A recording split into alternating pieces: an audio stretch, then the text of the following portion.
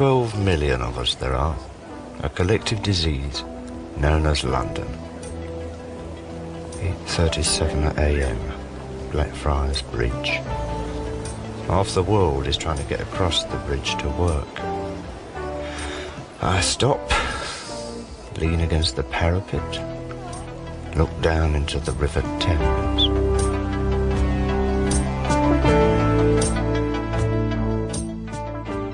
Target has taken up a stationary mode on a parapet of Blackfriars Bridge, staring into the river. Booty car out.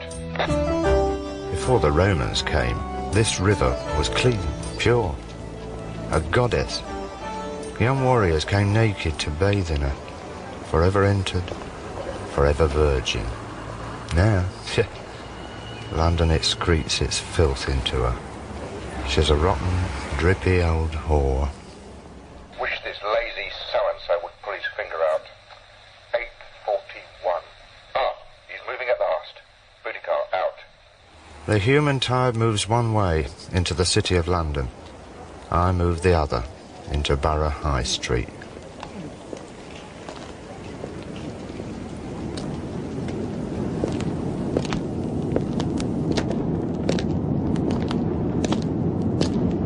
Know the borough. Iron railways, dirty brick viaducts, slums old when Dickens was a boy. Thrale Street, Bear Close, Dorrit Court, Almeida Street. Concord's got himself into Almeida Street at last. Number 54 Almeida Street. Up the other end, of course. A very bijou squat by all accounts.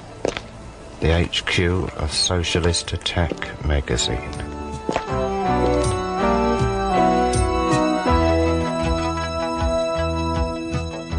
Seen today's headlines, Sturley? Yes, I have. Socialist Attack to publish intelligence files. Secret intelligence files detailing security service surveillance of extremist organizations in this country are due to be published. I can read, Fortescue. No need to rub it in. Yes, well, I'm off to see the chief in 5 minutes, Sturley. Those files were stolen from your section. Or deliberately leaked. You don't have to see Almeida Street, you can smell it. Half the houses derelict, like rotten teeth. Slogans, kill all wogs, NF out, Chelsea boot boys rule. Check package. Plastic card for forcing lock, plan of downstairs office, description of file, and one very dirty war machine pistol, all collected from a locker at Blackfriars Station an hour ago. He's entering the premises at last. 8:55 a.m. Booty car out. The office. 2 desks, filing cabinets, dust. And these Wallies really think they're going to start a revolution.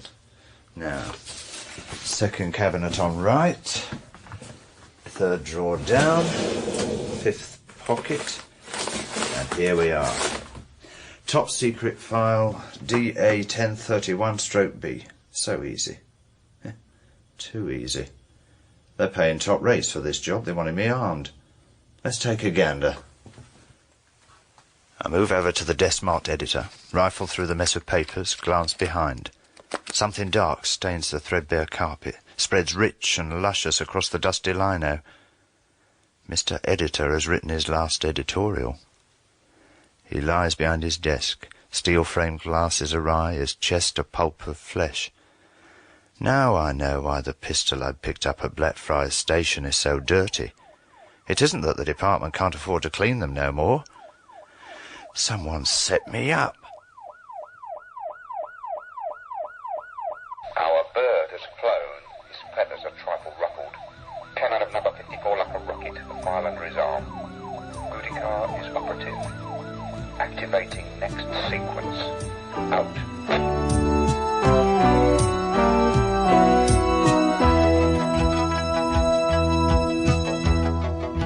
Good weekend in the country, Sir James?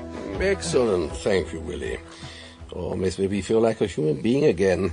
You must come out for a weekend sometime. Coffee? No, thank you, sir. You're still in that houseboat in Chelsea, aren't you? That's right, Sir James. Still playing the Bohemian. I wish you wouldn't wear that sort of tie, Willie. Now, what can I do for you? I was just wondering if the internal security report has arrived yet on the loss of that file from Sturley's section. That's why I called the 11 o'clock meeting, so I don't want to hear your case in advance. Something does concern me, however. Oh? The new minister for our department. Ah, the famous new brush. The type whose father pedalled around England during the 30s on his bicycle, who went to grammar school, ran an estate agents in Guildford, and therefore thinks he can run the world. Ah, that type. They're all over Whitehall these days with their busy, self-righteous little brooms. The old school Thai brigade have had it. Willie, relaxed lifestyles and liberal attitudes are not in fashion anymore. I can't recall them ever being in fashion with you, Sir James. I suppose the leaking of the file is a godsend to the new broom brigade. Precisely. I find it profoundly irritating. Our minister's boss, as well we all know, is a woman. Ah, I can see his tiny estate agent's mind working. Women equal promotion, therefore women are a good thing. Hence he drafts into our midst a tough young lady from the Treasury, all lacquered hair, pretty smiles and blood-red fingernails. The alluring Miss Taylor. Don't be deceived. The bitch is ruthless. A double first at Oxford. She has conducted the inquiry. She has written the report. I haven't had a look in.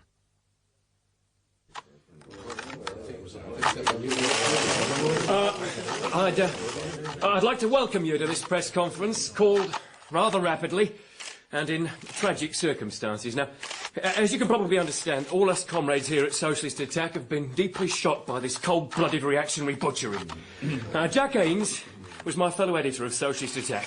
Now, he was shot in cold blood while preparing for publication a file of the British government's Internal Security Department. A file which would, for the first time, have revealed all the repressive and anti-democratic techniques being used against the progressive and socialist forces in this country. Now, we at Socialist Attack mourn the murder of a brave comrade. What's your name, sir? Chris Wyndham. Now, you didn't let me finish. Where was the body found, Mr. Wyndham? In this room. What is it? No, it was removed before I arrived. Anyone tell you what sort of state it was in? An ambulance man told me he'd never seen bullets make such a mess of a body. Have you any comments to make on the police reports that the weapon used was a Ward machine pistol, a weapon normally issued only to the members of the government security forces? Oh, no, that's very interesting. Do you think the killing would have been undertaken by government security forces? Nothing would surprise me about the reactionary forces at work today in this country. What's this fellow's name?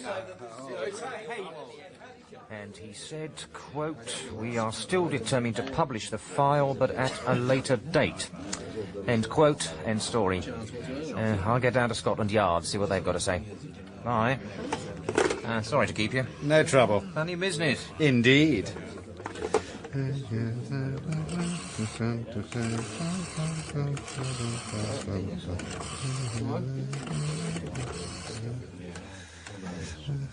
Hello. Yes, the press conference went perfectly. They swallowed the story on the Ward machine pistol. The press boys at New Scotland Yard will be denying a story that turns out to be true. That should add to the fun and games. And another thing. The brave comrades of Socialist Attack took copies of the file. That should keep the pot bubbling along nicely. Booty car out.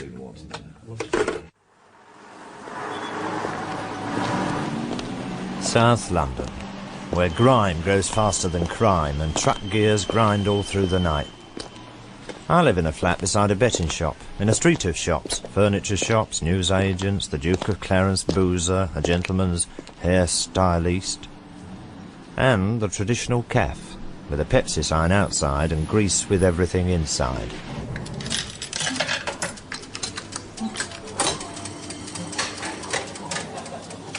Of course, Terry, I had to put the fruit machine in everywhere. Customers like it, use it all the time, I make money from it. And Nick Ioannidis, he like it. Well, if Nick likes it, you've got to put it in. Great bacon, this, Georgia. You like it? Only best offcuts for you. Now, so Nick said to me, you have no fruit machine. I'll tear this place up, put you out of business. So his boys come round, put it in. But I don't like it. Look there, all them kids using it. They should be at school. Well, keeps them from doing worse. Not my young Stepan. You know, Terry, a good boy used to stay in evenings, work for his exams, so one day he got a good job. Show respect for his parents, but since this come in, stop, I say. Go listen to me. Get friends with kids playing it. Now I up West End all day, all night in them amusement arcades. That's sad, Georgia. Funny, eh? We stay in Greece in my village, we poor but family together. We come here to city, we rich, but no family no more. How much, Georgia, for the meal?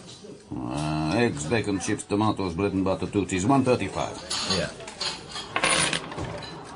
Anyone been asking for me? What do you mean? Asking questions, you know, poking around. Nick Ioannidis in here collecting his money off the machine. He mentioned you, that's all. Oh. Well, I ain't got no fruit machine, so I don't think Nick's going to be giving me no bother. Why you ask? Ah, no reason. The old bill after you? In a manner of speaking, yeah. I watch out for you, Terry.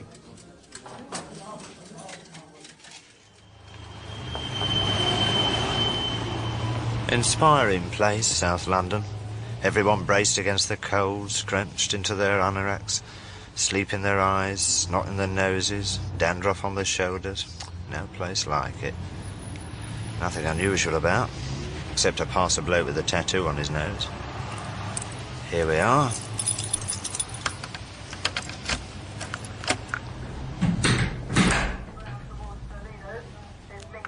Home sweet betting shop next door. The usual no-hopers sliding in and out. Just as I get through the door, it hits me.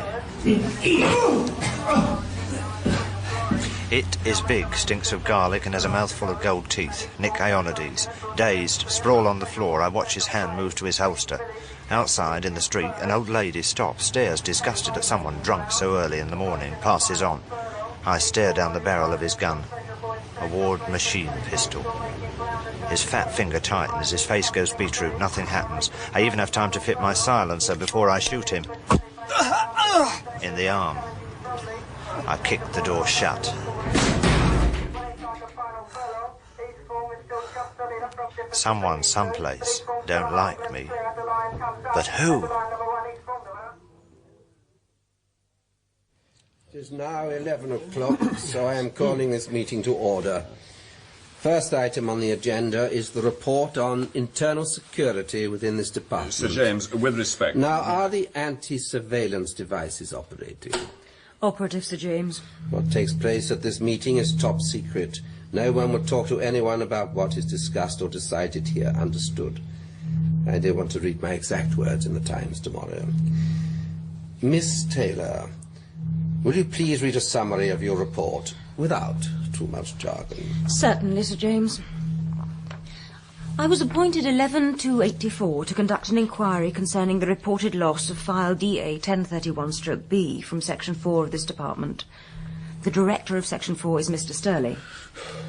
In routine checks, it had been noted as present on 2284, but its loss was discovered on the following check on 5284.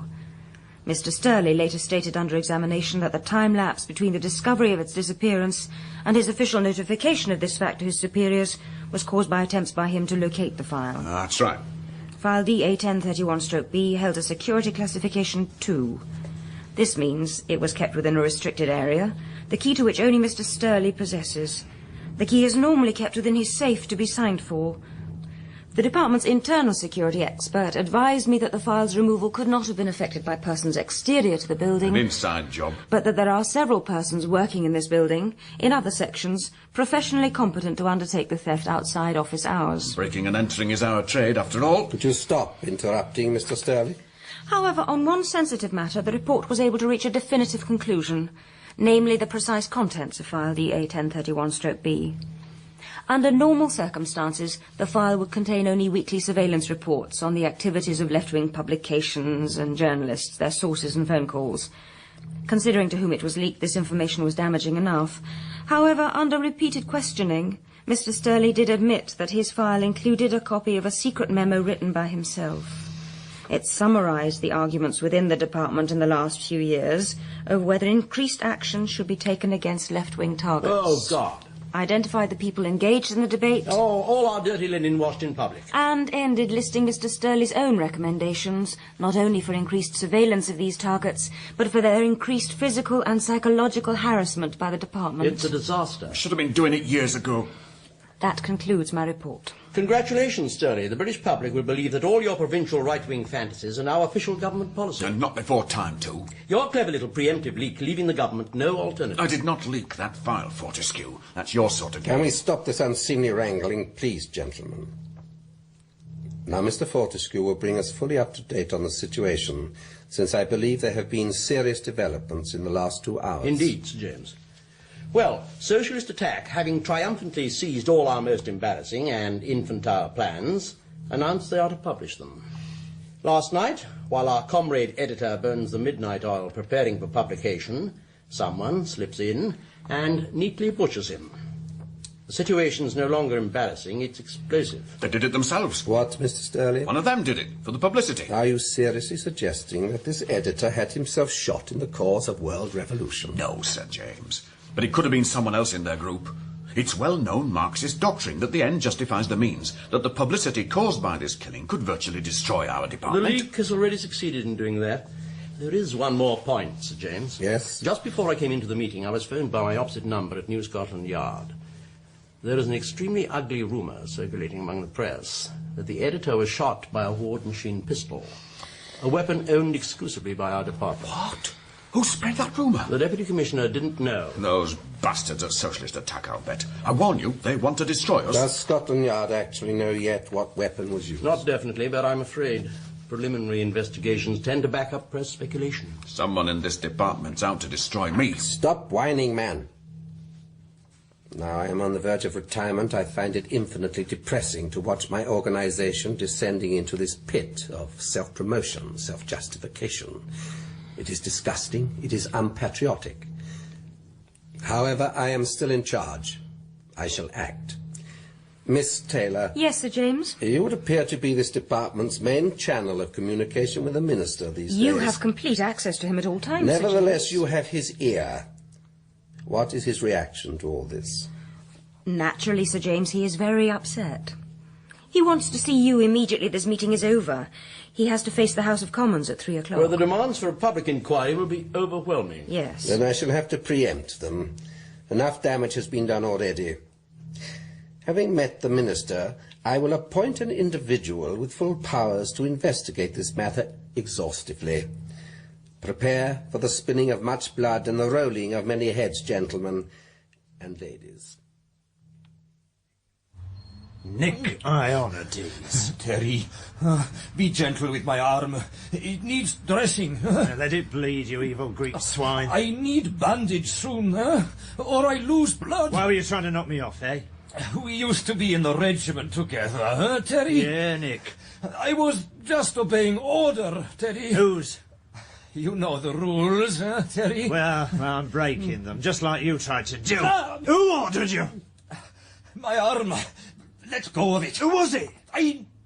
No. Usual way. Telephone call. Just the voice. Tell me to pick up instructions. Shooter in a locker they tell me to go to. At Blackfriars Station, I bet. Tell me! Blackfriars Station. There's nothing personal in this, Teddy. Just a job, huh? Sorry, Nick, but I am taking it personal. Very personal. Why didn't your shooter go off?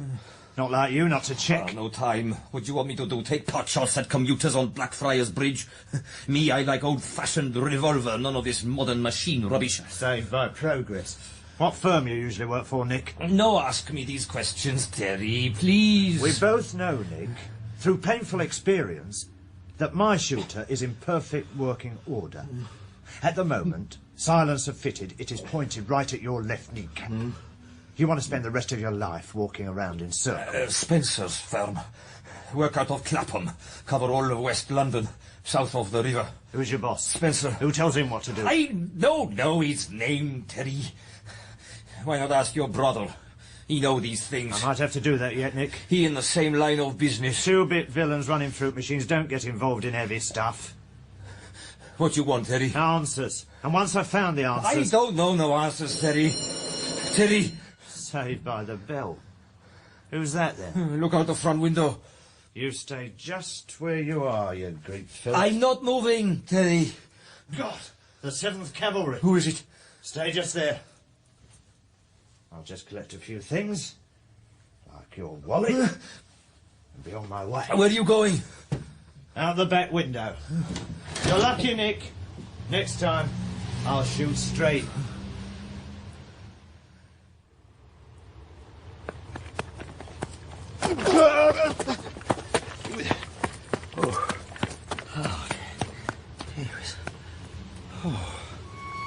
Where'd he go? He jumped me, boss. You dozy prat. Where'd he go? Up the alley toward the market. Come on, girl, you got a bargain here. Normally you buy an ordinary bath towel for 4 knicker, right? But here I'm offering you £6 the pair. You can have the pair in blue or one colour each. There's green, there's blue, and there's brown and blue. Hello, Terry. Sid. What's the matter? Old Bill, 2 of them. Under the barrow, son. I'll keep them off. One thing I do offer is value, and it's cheap enough if you just want to wash your dog or pussy. Now, passing on to my next special offer, a famous and exotic continental perfume, Toujours L'amour. Sold under its proper name in France and Germany, but sold here under a different name, Ray Pleaker. Yes, Ray Pleaker. Oh, I see 2 gentlemen over there look like they might be interested. Buy it for your ladies, sir, but if you're over 35, I recommend you dilute it before use, or you could end up in the intensive care unit. Oh, I see you 2 gents aren't interested. Well, come on, girls. This particular batch of Ray Pleaker is so cheap because it was bound for Argentina, but it got held up by the war. They've gone, Terry. Cheers, Sid. Only a quid a bottle. Just because I've appointed you to be in charge of the investigation, Willie, it doesn't mean I've stopped watching you. Of course, Sir James. I wouldn't have expected otherwise. How did the session with the Minister go? I fear the new broom is being swept along by forces outside his control. He was jumpy, Willie, decidedly jumpy. He had just endured a roasting in full cabinet. I could still see the burn marks. He obviously took on your idea for an internal investigation. Like a net to a drowning man. Estate agents from Guildford aren't renowned for valour. This is one of the more intriguing aspects of the case. What? The Minister and Sturdy, they have so much in common. Speculation, Willie, speculation? No, just objectively, I mean. Provincial grammar school boys with chips on their shoulders. Willie, I chose you for this job because you're diplomatic. My father was ambassador in Buenos Aires, Sir James. I drank diplomacy at my mother's breast. We want a preliminary report in 3 days. A full one by the weekend. What is the investigation to cover? The leak. Who, when, and why. And the murder. There'll have to be an inquest. That can always be delayed, for technical reasons. It's imperative we first find out who's behind all this villainy. I wonder who did spread that rumour about the machine pistol. They obviously knew it was true. I was brought up on Kipling, Willie. The jungle stories. Oh, the great game. The best training for the jungles of Whitehall I could have had. A tiger is stalking the corridors of power. Be very careful, Willie. I look out of my Whitehall window sometimes over the quiet Thames to the other side. I see all the tumult and violence, the riots and muggings. On this side we have soft carpets, civilized talk. And the finest brandy. We have power, but it is very fragile.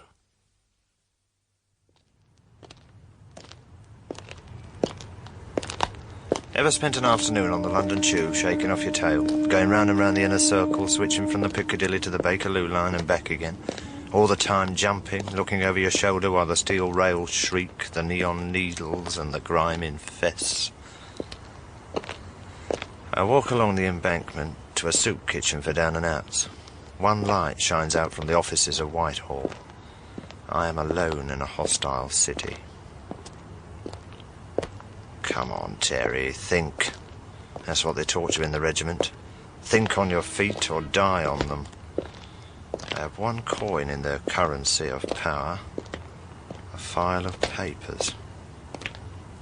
Tomorrow, I go to my brother, see if his contacts can trade it. And if he can, then I find out who, and then vengeance. Sweet Thames, run softly till I end my song. Sweet Thames, run softly, for I speak not loud nor long. Once I was a young man, lithe in limb, quick of mind. I was cox for my colleges, rowing 8 at Oxford. Our young bodies rode on this very same Thames. 9 of us. Each year we had a formal dinner. We all dressed immaculately, met for sherry in one of our rooms before dining. 9 of us. Some sat in chairs, others leant on the mantelpiece, or chatted quietly in small groups. There was no tension. We were comfortable, assured, basking in the good opinion each had of the other. No one tried to impress the other with his wit, his knowledge, his intelligence, though we had them. And for why? Because each knew precisely the other's worth. An earl's son, a famous industrialist's nephew, an Indian prince, a bishop's son. I am the last. I hear the rats in the woodwork. The middle classes with their spaniel grins and tedious opinions and vaulting ambition. They're heathens, pagans, barbarians, and they're within the walls.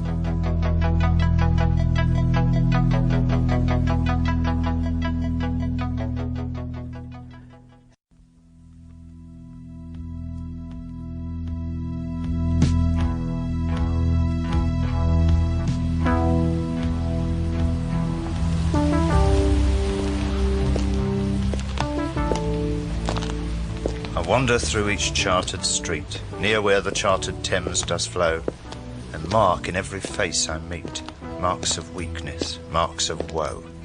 In every cry of every man, in every infant's cry of fear, in every voice, in every band, the mind-forged manacles I hear.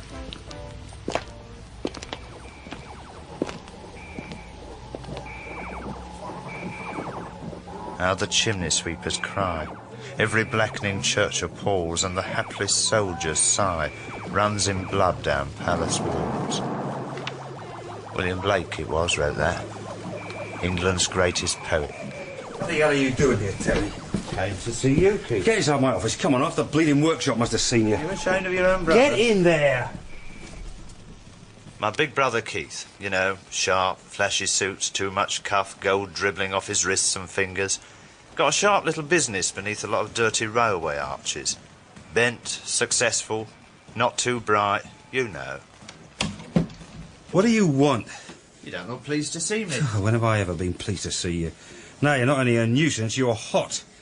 People have been asking questions about you, Terry. Who? Just people. Who? Don't push me, Terry. Blokes in boozers, voices down the telephone. Who, Keith? Look, Terry, I'm legit.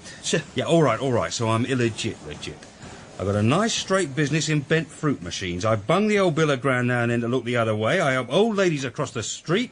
I don't run down packies in my Ford Granada. I am a decent citizen. You breathe on people, Keith. Yeah, now and then, Terry, when business requires it, only a few broken limbs here and there. But I built all of this business here out of nothing.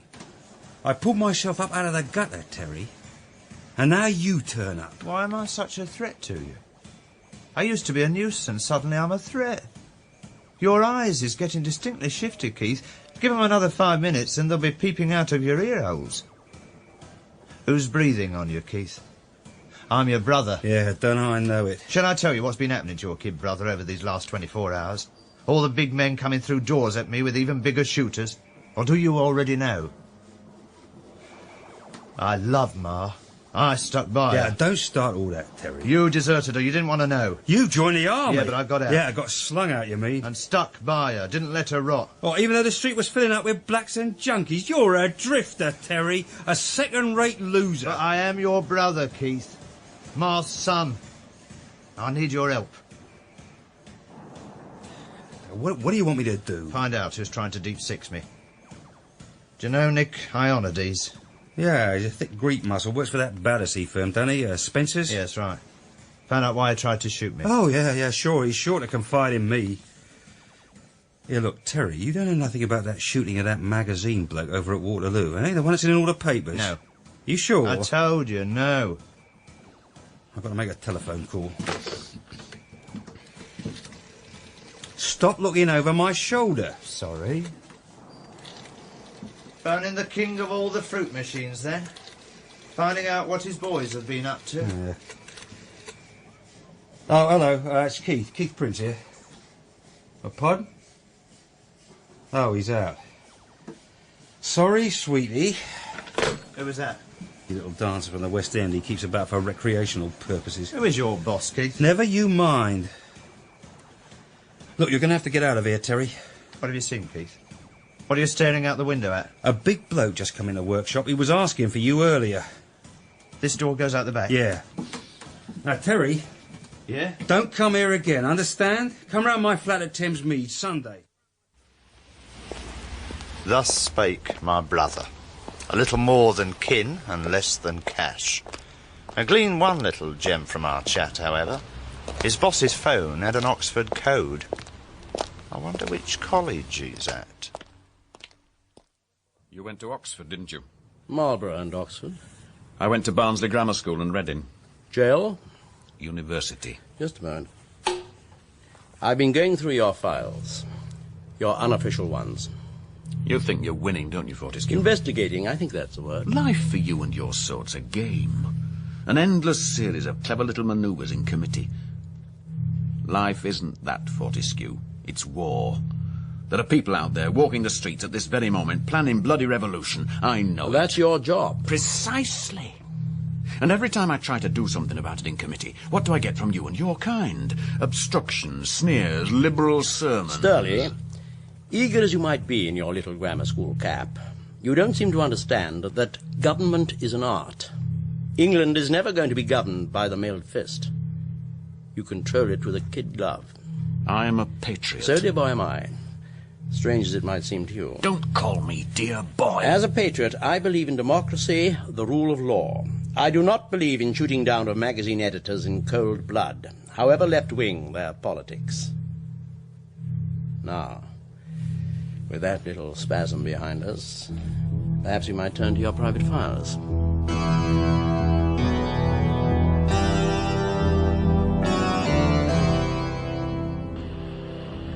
Boudica calling.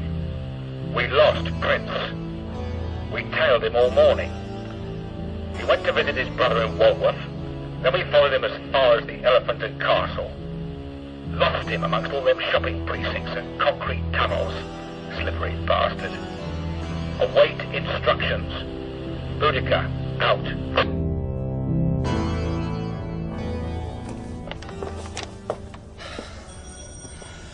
If you're interested in disposing of things, get to know a bloke who works in rubbish. They're disposing of that all the time, in a big way. Terry, how are you, old son? Frank? Come through, son. Josie, it's Terry. Terry Prince. Come in the kitchen, Terry. Terry! Josie? Sit down, son. You look whacked. A cup of tea, Terry. I'll go one on. Lovely job, Josie. I heard you was in trouble. Oh, yeah? Yeah, you know, word gets around. You won't let on, you know, that I've been here. Oh, not a word, Terry. Frank and I known you since you was a nipper. Known your old ma even longer. We're friends. Thanks, Josie. You're looking cold, son. Want a bite to eat? Well, I've got half a shepherd's pie in the oven. great. You look like you could eat an ox, I Terry. feel like it too, Josie. What's going on, Terry? What's all the fuss about? Oh, just tell us if you want to, son. Otherwise, we're not bothered. I just need time to put my head down, Josie, and think. I've got to get out of the way. On the run? Sort of. I wish I knew who the hell I'm running from. Spent the day in some derelict houses down the Elephant and Castle. Oh, no wonder you're looking so cold. You still on the Gravesend run, Frank? You know, on the barges? That's what I was getting dressed for when you came. We're picking up 8 barges of rubbish from Battersea Wharf tonight at 11. Taking them down to the dump on the marshes. Could you give us a ride? It's the streets they're looking for me on. On the tug? Of course. That's rich, that is. Half of London looking for you, and you're slipping down the Thames on a rubbish barge. Bring butter with your pie, Terry. Oh, lovely, Josie. And I'll pack you something for the night. You're in charge of Section 4. In theory, that means you sit there and subscribe to all the extremist journals, left and right, read them, if they're not too illegible, and file them all tidily away. You also run double agents within these organizations. Informers. Precisely. Who'll tell you who's been stabbing who in the back and who's sleeping with whose wife. Who'll tell me precisely what's being plotted in this country, the truth. Don't start again. Now, in these reports, you seem to have an obsessive interest in the inner workings of Socialist Attack. We shall not rest till Crown and Constitution have been overthrown bloodily, until the class traitors of the bourgeoisie and the aristocracy have faced the people's justice bloodily. We shall not rest until a red flag flies above a workers' state bloodily. Quote, unquote. Fine, stirring rhetoric. You know as well as I, Sterling, that bunch of sociology dropouts don't have a genuine worker among them. Unless he's one of your double agents. They're advocating bloody revolution. Sterling, we live in England. You can advocate what you jolly well like, provided you don't actually do it. We're all young once. You especially. My misspent youth, you mean, up at Oxford. I note in your files that you've already been investigating my past. In detail. Depositions from my housemaster, my tutors, half my fellow members of the University Labour Club, most of whom now seem to have joined the Tory party. I was given a full security clearance when I joined this organisation, Sturdy. Sir James has complete faith in me. I know your game. You're destroying this department. Sturley, we are not searching for moles in this organisation. I am. We're searching for murderers. Specifically murderers armed with ward machine pistols. It's a frame-up, Fortescue, by you or one of your chums. Shut up. Now, along with this obsession with Socialist Attack over the last few months, you have started associating with these somewhat unsavoury characters, Nick Ionides, Terry Prince. I cleared them with personnel section. I know. But why? I wanted some more informers, infiltrators. They're from working-class backgrounds. I can imagine Nick Ionides sitting around the table with all the comrades, sagely nodding his head at every mention of dialectical materialism, passionately arguing the instinctive hegemony of the proletariat. Sturley, we are meant to be an intelligence organisation. Kindly stop insulting mine. What were those men used for? There have been a number of firebombings in recent months. Left-wing bookshops, meeting halls. None of the usual right-wing organisations have claimed responsibility. Know anything about them? No. Well, we're going to have to start to round up some of these cowboys. Start asking them direct questions. Straight through the heart of London on the back of old Mother Thames, and you're invisible. Yep. Lovely feeling this, Frank. Just riding along on this swell of power. Sure and steady. 2,000 horsepower under the bonnet. House of Commons coming up on the left. The light's on in Big Ben, so they're still sitting. Cooking up some new villainy, no doubt. Frank? Yeah? Who was talking about me? Who did you hear from? Oh, just street people, Terry, you know. Small villains, pimps in pubs. Why are they after you, Terry? That's what I can't work out. I've always done some freelance stuff for the government security people, you know, regular run-of-the-mill thieving. Get my head down, my nose clean, and then suddenly, bang! Everyone's after me. From both sides of the street. When gangsters and government get together, watch out. Yeah. I can see why you want out for a while. Well, I just need time to rest, Frank, and think. Try to work out who's doing what to me. What are you going to do then? Someone tried to kill me, Frank. Huh? What time do we get there? About 5:30, 6. Dawn? Yeah.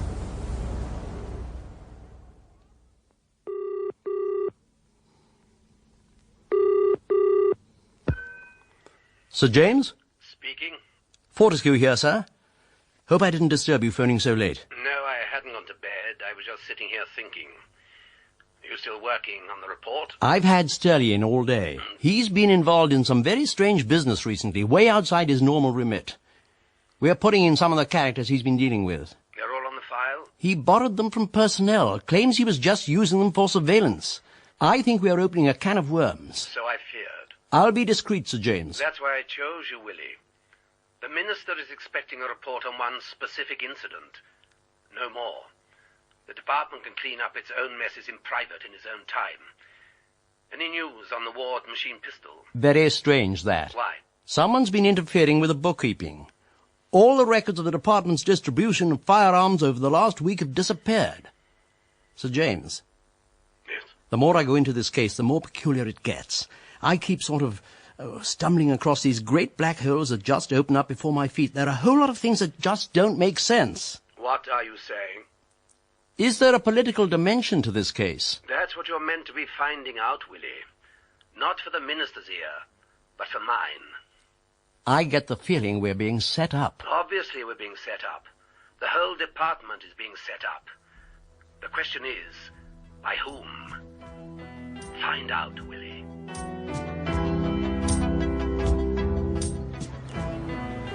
London's old docks. So overgrown with weeds, silted up with mud, you can't tell where the docks end and the marshes start. Old Mother Nature never gives up, not never. Always there, waiting. A seed in this crack of pavement, a bird's nest on that ledge, ready to burst into flower, break into song. All the time the Empire traded and sweated from these docks, she waited. And slowly, silently, she returned. There's kestrels hanging in the clean blue air, perch darting in the clear waters, rabbits burrowing in the bricky earth. A man can stay here alone, unnoticed for a year, and yet live like a king.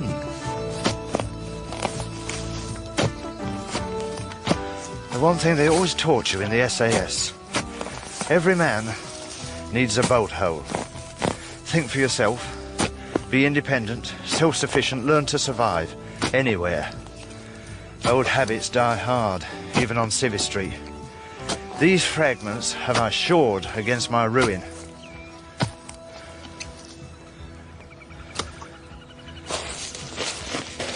Wrapped up in oilskins. An Arctic one-man tent, camouflaged. Waterproof ground sheet and sleeping bag. Pots and pans to feed my body. Books to feed my soul. Another unhealthy habit I picked up in the regiment. Complete edition of William Blake's poems, our greatest poet.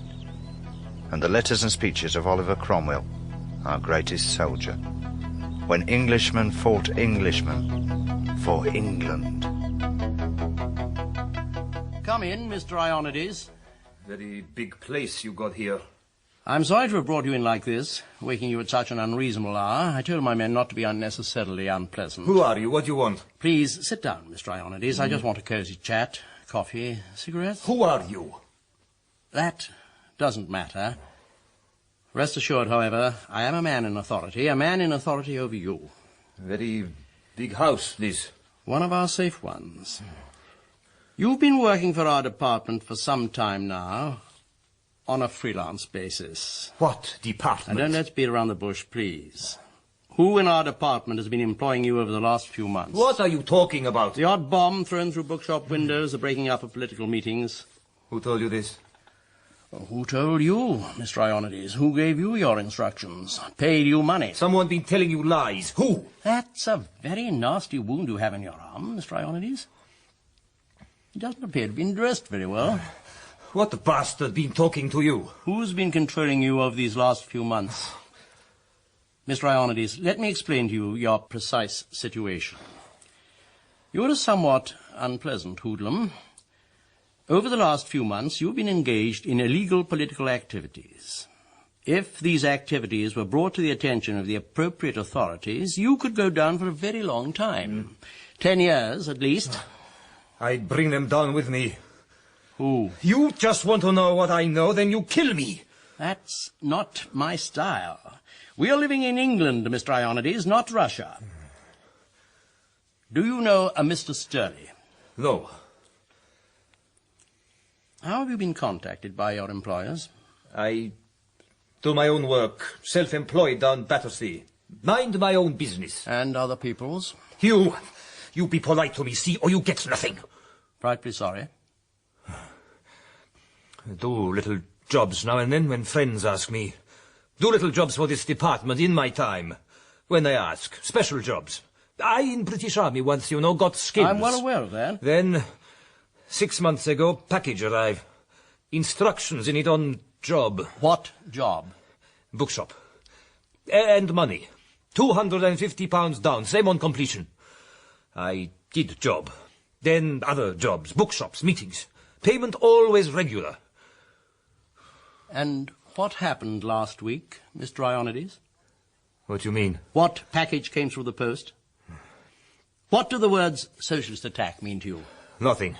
Come on, Mr. Ionides, you must at least watch television. Just the wrestling. So, you knew nothing about the fact that 48 hours ago, the editor of Socialist Attack magazine was shot dead by someone personally employed by our department, armed with a Ward machine pistol. What? Hey, what you trying to do to me? I kill no one. Where did you get that wound on your shoulder? I know who told you all this, that bastard Terry Prince. Where is Terry Prince? If I knew, I'd kill him before you could.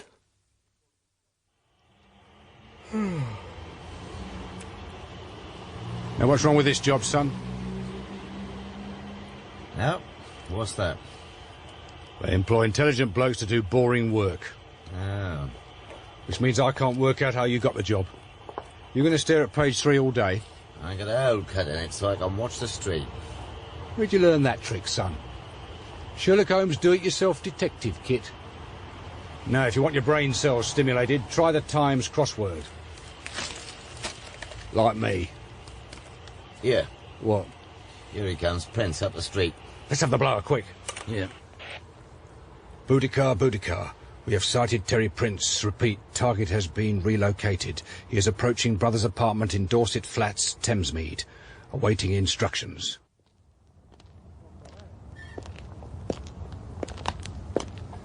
My brother lives in a very polite area. Even the dogs use the zebra crossing. A plush apartment, know what I mean? Carpets so thick they go all the way up the walls and meet on the ceiling. Drinks cabinet, plants everywhere, and a trim little housewife called Charlene, straight off the production line. Done very nicely for himself, as our Keith. Tasty and tasteful. Now, come on, Rachel, let's try again. Tim the puppy played with... Sheila the... I don't know, Dad. Kangaroo. I won't tell you again.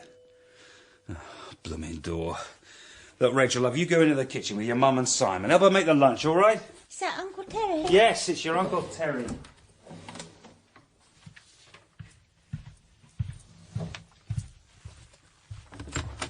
Hello, Keith. Blimey, you look a mess. Come in. Sorry? Well, you could at least have dressed up a bit. It is Sunday dinner. I'm on the bleeding run, Keith. Yeah, don't I know it. You ain't even shaved. Hello, Uncle Terry. Rachel? Rachel, I told you to go into the kitchen, didn't I, girl? Your uncle and I have got to have a talk. Yes, Dad. Bye, Uncle Terry. Bye, Rachel.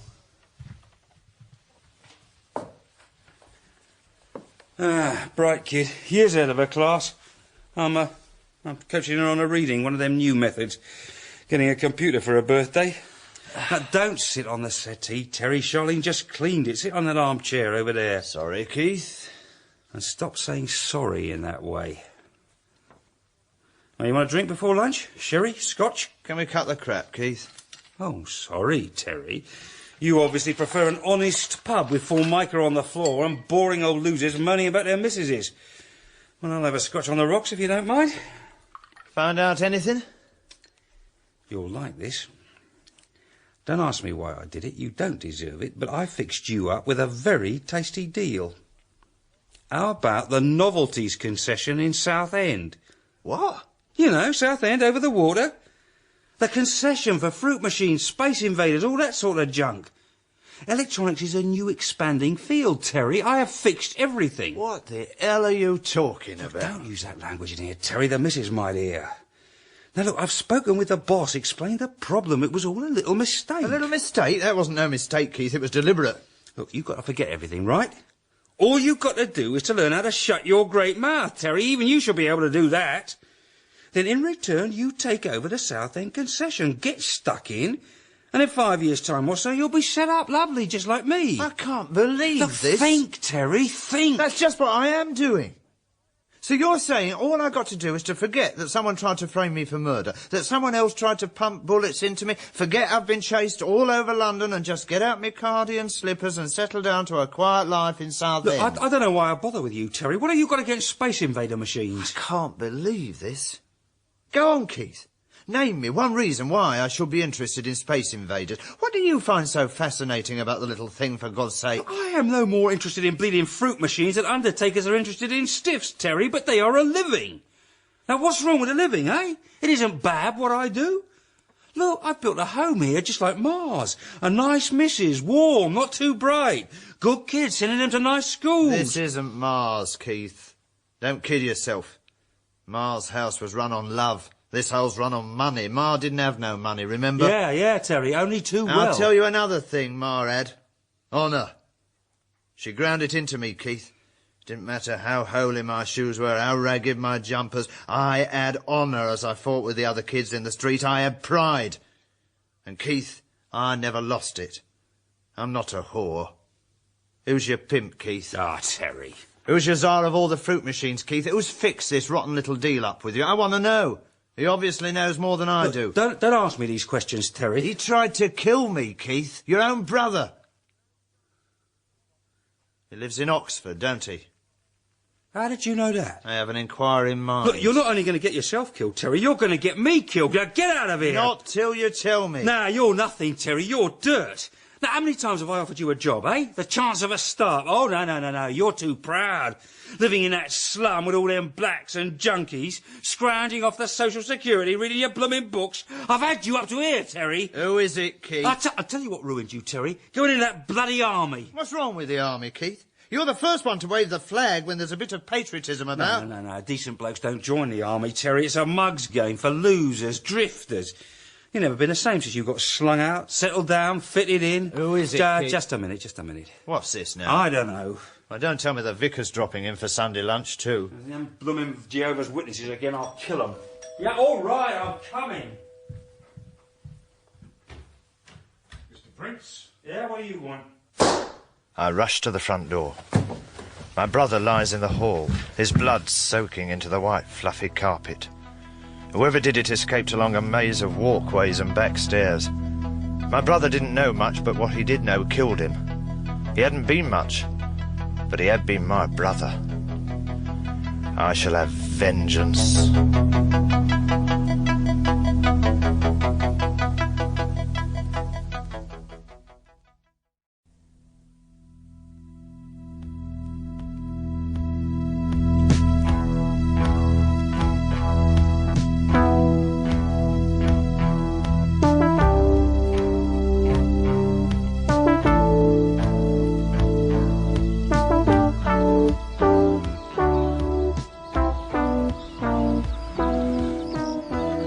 Morning. Water and sky a perfect blue mirror. In the haze, oil refineries glint and steam in the sun out across the estuary. I hide in reed banks and sedge moors. A plump rabbit bubbles in my pot. Bless its little cottontail.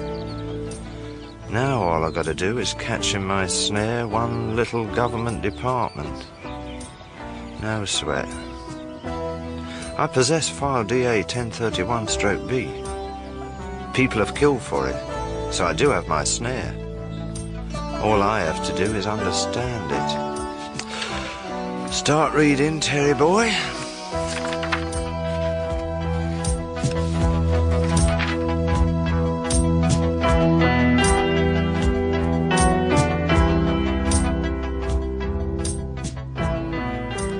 "48 hours, Sterling. 48 hours? 48 hours to tidy up your affairs here at the department and prepare your case before a disciplinary tribunal.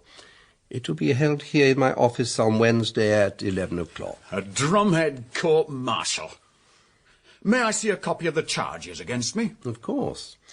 Here is Fortescue's report, neatly typed. At least our secretaries can still do a professional job. I won't merely defend myself. Meaning? Meaning I intend to present the tribunal with evidence of treachery within this department. Hearsay or proof? Worried, Fortescue. This tribunal isn't going to be an end. It's going to be a beginning. Sturley, I am in charge here. The minister himself will be present at this tribunal. I am not going to have you making wild and unsubstantiated accusations about my department being riddled with Russian moles. Do you understand? If you do start making these lunatic claims, we will introduce prima facie evidence to prove that you've been involved in firebombings and political intimidation. So, all I have to do is plead guilty to a framed-up charge of conspiracy to murder, and you'll drop all the lesser charges. Well, thanks. I'll face you both at the tribunal. The impudence of the fellow. That loud-mouthed little provincial comes storming into my office, stamps about, laying down the law, then addresses me as if I'm some junior subaltern, and then storms out again. Yes, Sir James. I'll tell you what drives people like that. Pure, shameless ambition.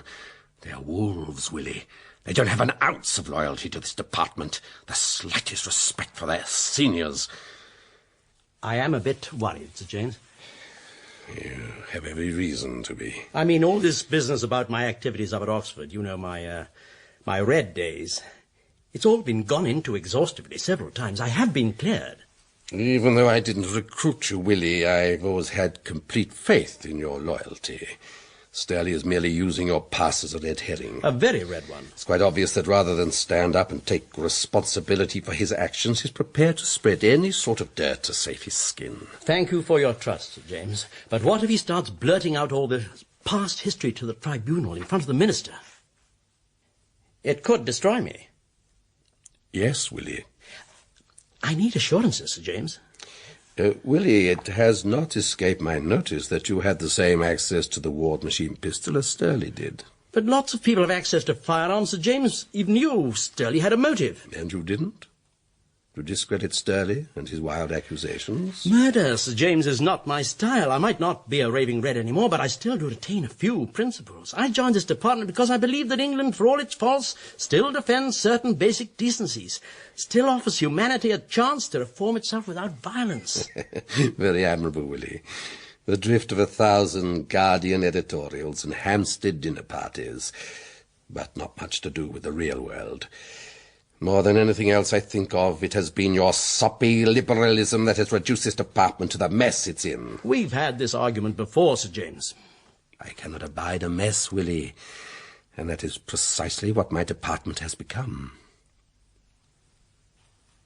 Are you saying I am expendable, Sir James? I have no intention of allowing your name to be blackened at this tribunal, Willie. But after that? We shall see. One more question, Sir James. Yes, Willie? Will the minister actually be attending the tribunal? Unfortunately, he will be at a top-level meeting in Brussels at the throats of all our closest allies in NATO. It was arranged months ago, but that doesn't let us off the hook. You mean Miss Taylor will be attending? Yes, I couldn't keep her out. The minister insisted. Oh, thank you, Sir James. Oh, and Willie... Yes, Sir James. About that weekend at my house in the country. Yes? I thought we'd hold a working weekend for the heads of department, try and put ourselves back together. Can you make it next weekend? Of course, Sir James. That would be lovely. Oxford is so delightful at this time of the year. File DA 1031-B. Sturley says this to Simpson. Taylor writes a memo to Fortescue. Fortescue disagrees with Sturley. About as exciting as watching paint dry. But the grand cause of all this aggravation, Socialist Attack magazine and movement. Should they squash it? Should they leave it alone? The department employed me to nick this file from Socialist Attack because the comrades got hold of it, somehow or other. Socialist Attack are the only bunch outside the department who know why this file's so hot. It's time I struck a bargain.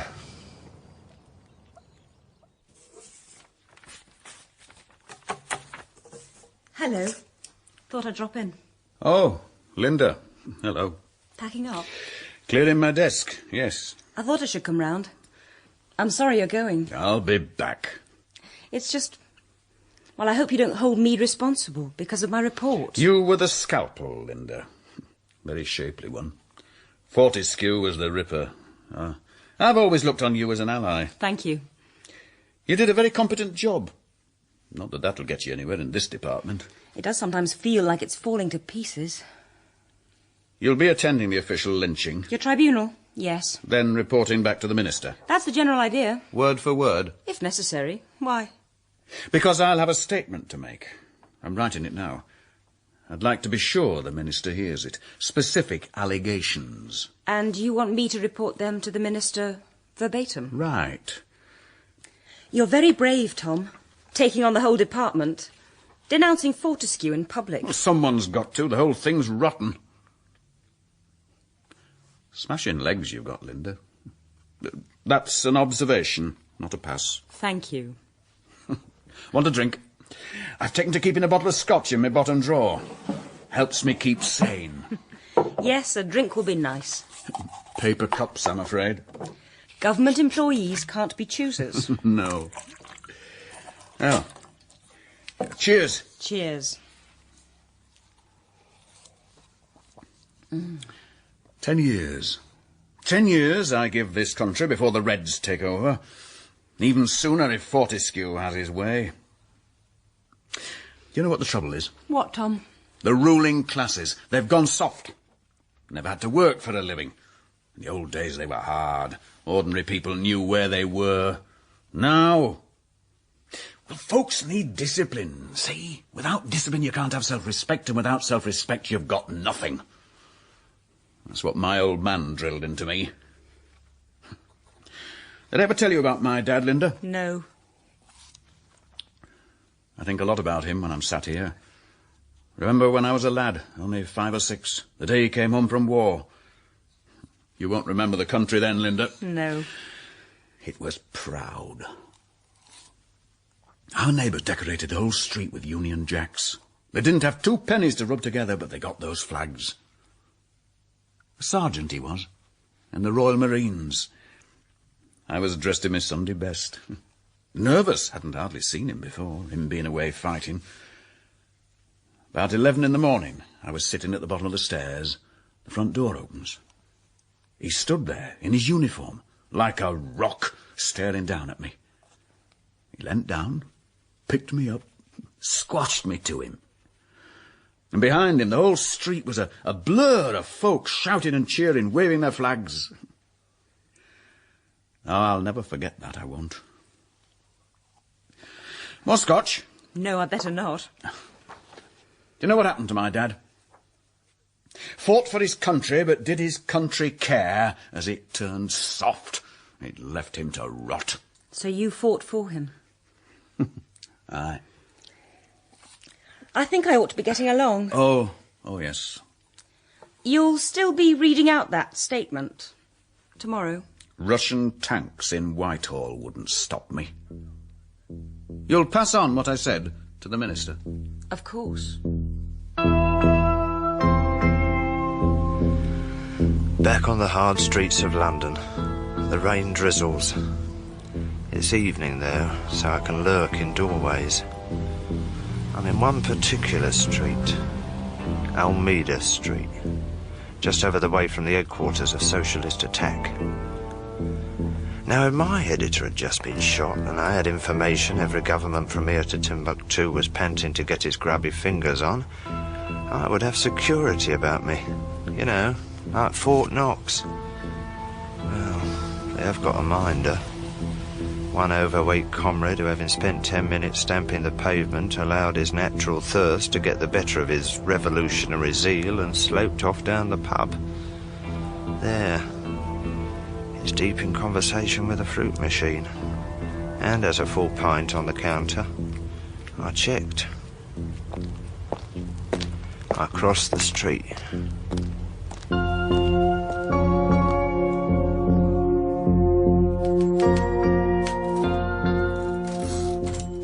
Damn. Alex, it's running out. Can you get me another typewriter ribbon? Alex? Ah, damn. Bet the lazy sod sloped off down the pub. Oh, well. Alex? Who are you?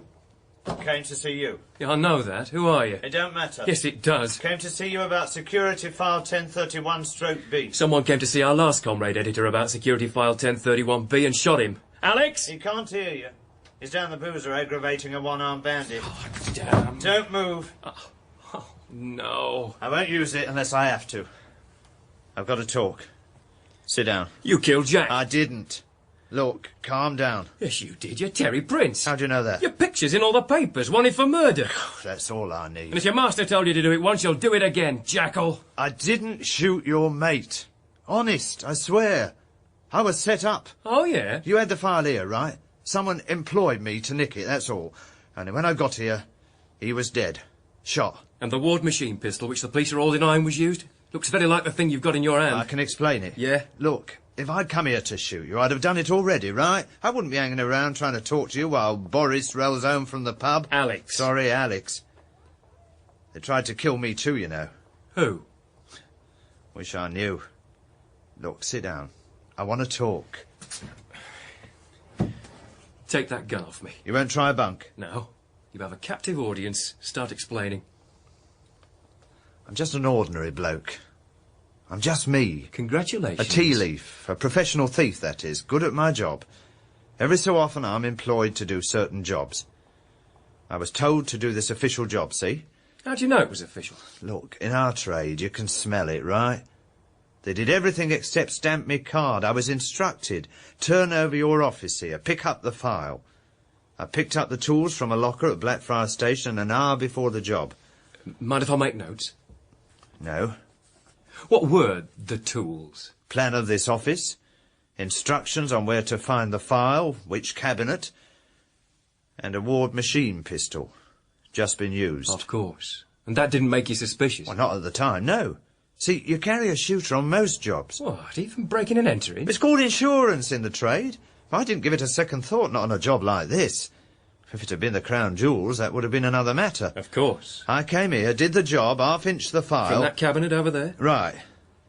Then I met your friend. Here? Just where you're sat, yeah. So I scarpered just as the boys in blue were conveniently arriving. An hour later and someone's trying to deep six me. With a Ward machine pistol. Within a week, my brother Keith is shot dead. What? Over Thamesmead. What's he got to do with it? Exactly. He was just a two-bit villain in someone else's Ford Granada. Not even the road fund people were going to bother him. But suddenly, it's not only the department, it's also the underworld. The heavy that tried to top me with a Ward worked for some cheap firm in Battersea. That's what I can't figure. Up till now, the perspective I've been working on has been a department one. I mean, that is, the department that set this whole thing up. But all this new stuff... Well, that's what I want you to explain. What's happening in the department? Who's doing this? Want a coffee? Terry? Glorious food. Even if the surroundings are a little bit outre. It does have a somewhat raffish ambience, I agree. But if you want visual stimulation, go to an art gallery. Restaurants are purely gastric in function. Anything else is a distraction. That souffle was, perfection.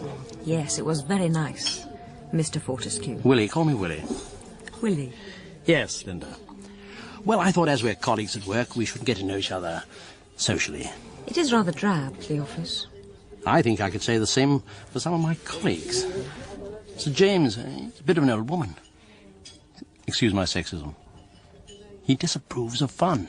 We're not in a very funny business, Willie. Oh, that's true. So you're settling in all right? At work? I think I'm finding out how the ropes work. Indeed you are. What an apt metaphor. Offices are a complex of pulleys and wires, all pushing and pulling against each other. One committee against another, one section against another. I've been in the department 20 years, and I still don't understand all the subtleties of power. 20 years? Afraid so. One more brandy. I've had quite enough, thank you. So, What do you think about the situation at the moment? What? You mean... The tribunal. This whole ghastly mess we appear to be in. Things haven't always been like this, you know. Yes, I realise that. Which way do you think the minister's going to jump? You should know. Well, I'm sure he'll look at all the evidence, read the findings of the tribunal and the inquiries, then he'll make up his mind. But you're the key to any decisions he'll make. I think you overestimate my influence, Mr. Fortescue. Will he? Will he? Not at all. Sturley will use the tribunal to make some wild and totally untrue accusations against me. Now, it's your job to convey or not to convey them to the minister. Oh, dear. It is funny. What? I was having precisely this conversation only a few hours ago. With Sturley? In his blunt Yorkshire way, yes. Sturley's not blunt. He's sawn off. I hope at least I wooed you with more civilized snares. He gave me whiskey out of a paper cup. Watch out. It'll be fish and chips out of an honest Yorkshire newspaper next. I'm serious, Linda. He can't be allowed to make these allegations. How are you going to stop him, Willie? Touché. The department's been run for years by Simpson, Sir James Simpson, real old pre-war stickler. Sir James Simpson? Yes, Terry. Oh, it's been pretty dead for years.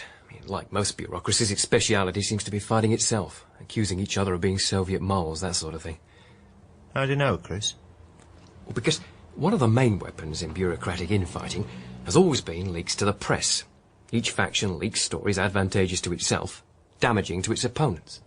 It enables journalists to build up a rough picture of what's happening. But in the last couple of years, it's got much nastier, culminating in the leak of that file. Right. Now, as far as I can work out, the department is divided between an old guard, liberal in its politics, paternalist in its attitudes, and the young Turks risen from the ranks, much more reactionary in their politics, impatient with democracy, learnt their techniques from the CIA in South America. If they didn't hate the Russians so much, they'd probably quite admire the KGB. Now, as the economic crisis worsens, they want to get out on the streets and fight it, head on, including a whole range of dirty tricks. Like shooting your editor. The million-dollar question, to use a capitalist quotation. Now, they had the motive, the young Turks. Oh, yeah, we'd published enough dirt on them. But is that the way to go about it? I mean, in such a public way, with a ward machine pistol traceable back to your own department? Meaning? Well, it could be that one of them flipped his wig. He was starting a South American death squad thing, but there are much more subtle ways of doing it. I mean, Jack used to cycle to the office every rush hour. It could have been done then. No awkward questions. Or it could have been done at a demonstration, an unfortunate blow with an overweight truncheon, yeah, but I don't buy that. What then? The Russians protecting their mole by putting the opposition out of business? What a Machiavellian mind you have, Terry. And I used to think fruit machines was bent. No, I don't think it was Russians. I mean, there's nothing new for them in shooting good socialists in the cause of socialism, but this isn't their style. Who then? You sound angry. My brother was killed, Chris. Who? The old principle of cui bono. Pardon? Who benefits? If something occurs you can't explain, find out who benefits from it, then you might have the culprits. Who's bonoing who, then? Well, it's only a theory, but the old guard seems to be doing quite nicely out of this whole mess. Yeah? Only a theory, Terry. When I sit here in my shabby little office, and the high and mighty sometimes deign to leak their secrets down a phone that might get cut off any day because we haven't paid the bill. We journalists only know what they want us to know. Well, what about this Sir James, whatever his name is? Simpson? Yeah, where's he fit in? Oh, God knows. Have you got any names from the department? It's funny you should ask that, Terence. 2 days ago, someone phoned us up. Who? Well, just an anonymous voice with a rather magnificent drawl. He told us that their internal inquiry had become very interested in a Mr. Thomas Sturley, who runs their left-wing surveillance section 4. From other sources, we've been able to ascertain he's their leading Turk. Young Turk? Yeah, we were even given his address in salubrious Croydon. What are you going to do with it? Well, publish it, so that if any of our readers would care to demonstrate their outrage outside his dwelling, they'll know where to go. What is it? The address? Why? I want the culprit. From what you said, it's someone else, but Sturley sounds as if he'll know who it is. I'll ask him some very hard questions in a not very nice way. Kill him? Only if he admits he did it. Where have you been hiding this last week, Terry? Holed up down on the Thames marshes in the old docks. Safe as a house in my tent. You'll keep in touch with me, Terry? Yeah. I trust you. What's his address? One very chaste orange juice for you, Linda. I have my customary brandy. Thank you, Willie. So, this is the famous houseboat. Famous? Notorious, maybe. All those parties you used to throw in the old days. They've become part of office legend. Ah, yes. Good old days. When Plonk was 10 bob a bottle. Girls wore suspenders. And you could rip round London in a sunbeam rapier without getting caught in endless traffic jams. Long time ago. Why do you stay here? I like the feel of the Thames beneath my feet. A touch of wildness in the heart of London. When I'm sad, I rock myself to sleep in the bosom of old Ma Thames. Very poetic. I don't mark. She brings me great comfort. Look at her out there. Black, mysterious, serene. And stormy sometimes. Yeah. We mustn't forget she's feminine. You've done up the whole interior beautifully. I feel a bit like that all-in wrestler who collects antiques. What do you mean? Being involved with such barbaric things in my work, I need a bit of beauty, softness to console me in the evenings. Must be very hard for you, a single female working in the middle of so many sour men in grey suits. I survive. We are supposed to be deadlier than the male. You can't know many males. You have beautiful legs, Linda. One advantage of working among so many sour men in grey suits, as you put it, is that they don't tend to make passes at you. Oh, I'm far too old to make passes at girls. One engineers such things at my age through romance, subtlety, shared emotion. That wasn't a pass, it was an honest observation. I think I ought to be going. No, don't. I wasn't being honest, I do fancy you. But that's not why I asked you to stay. It's past midnight. The tribunal is less than 12 hours away. Stay with me. This is rather unprofessional. And don't talk like a Dalek, Linda. You're a woman. You're meant to be a human being. That whole department's filled with Daleks, great crab-like claws grabbing power from each other, coldly calculating their advantage. Don't become like them, please. Good night, Willie. Good night, Linda. Mind the gangplank on the way out.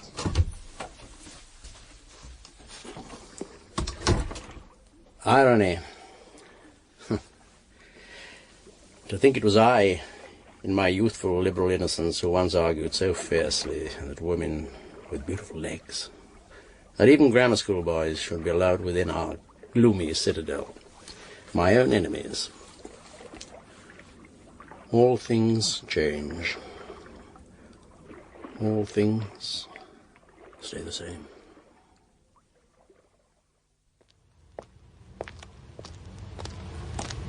Croydon, concrete heart of commuter land. 1,000 escorts stand poised on the concrete drives, revving with upward social ambition. Makes a change from better, see? Number 57, Laburnum Crescent. I make my way across a neat, complete lawn to a lighted window. The window is broken. Inside, before his typewriter, sits Thomas Sturley. A shotgun rests in his lap. Half his head has been blown away. Once more, truth lies dead, bleeding at my feet. And once more, flight is my only choice.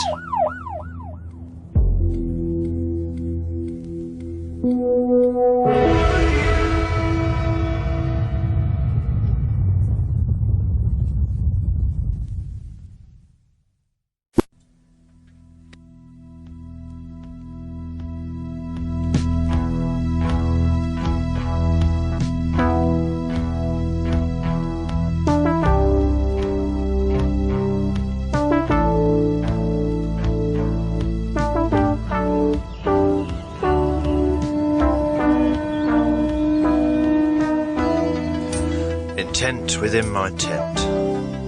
All the world hunts me like a wild animal. All night I toss and turn. Sturley dead, the editor dead, my brother Dead. In the light of dawn, I see a letter pinned to the flap of my tent. Phone a certain number, it says, or else. My last cover is blown.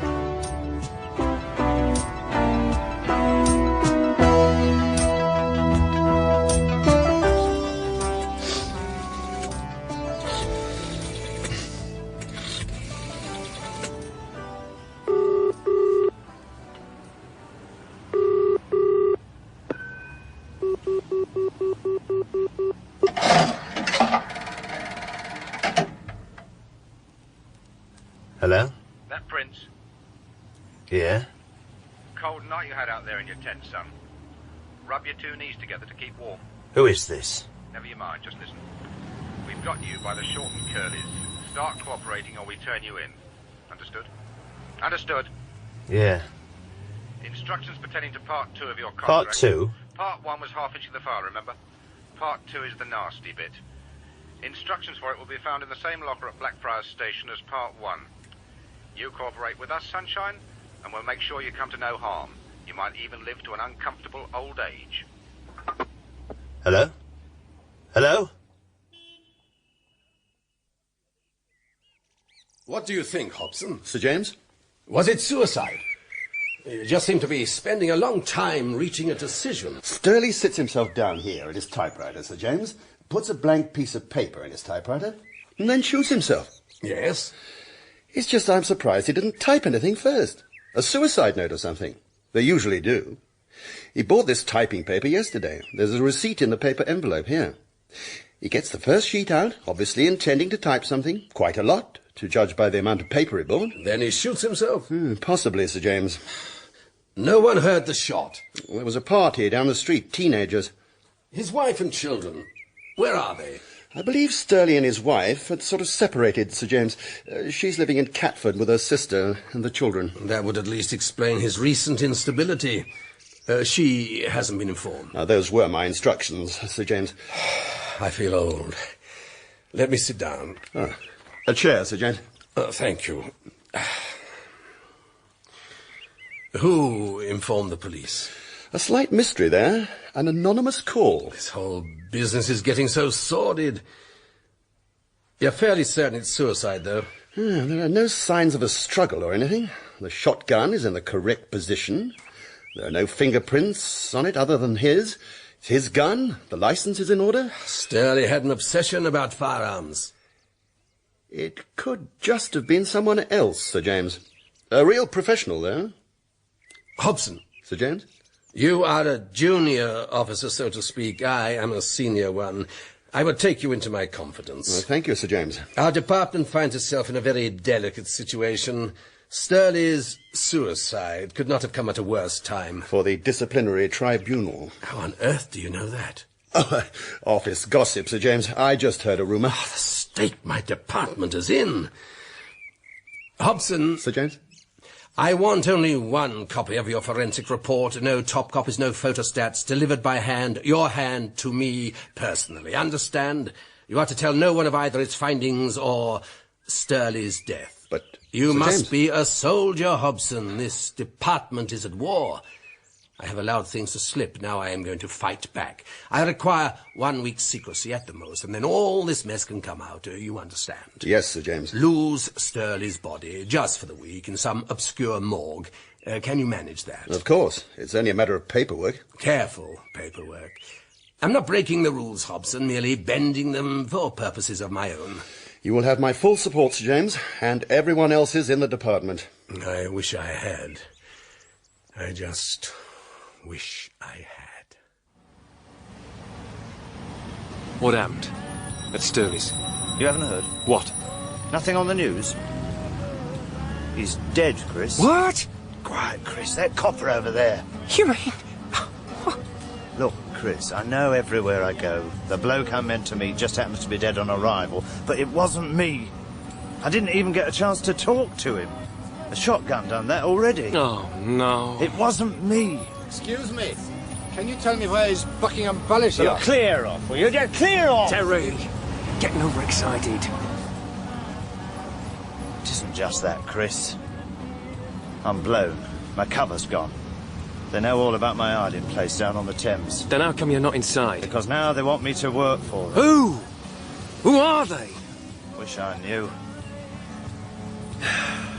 There was this note that's stuck on my tent. Work for us, it says, or we turn you in. Every move I've made, they've had covered. You reckon you were followed here? Don't panic. I whirled round that bleeding inner circle so many times I almost took off. We're safe. For the moment. They're a very big outfit, whoever they are. Well organised. What's the job? Simple.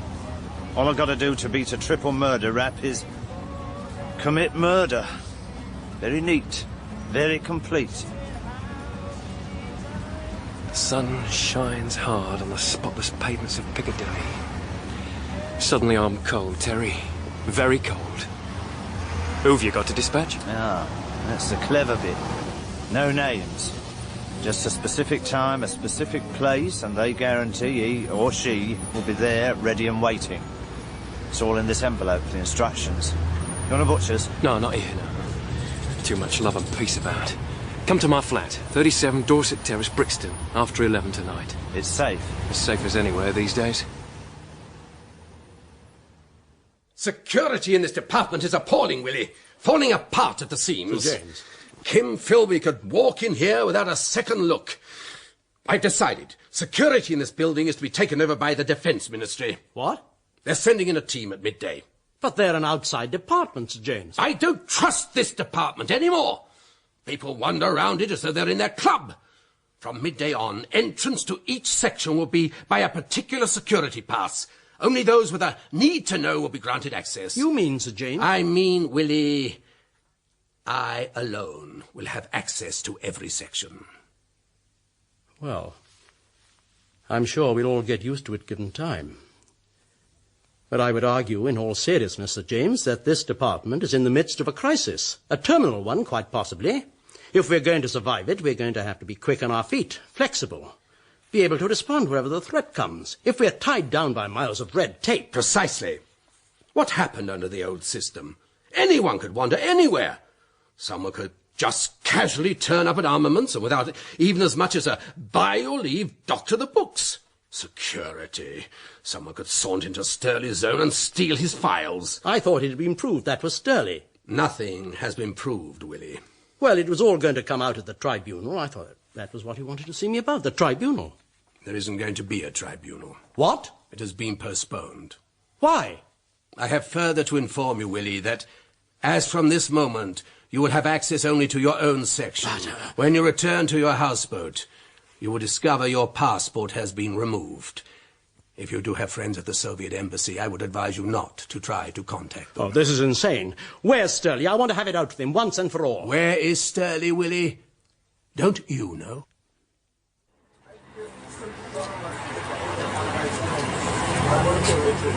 Always like Brixton. Lives on its streets. Not like the rest of London these days. Folks barricade themselves in behind the front doors, sink in front of their tellies.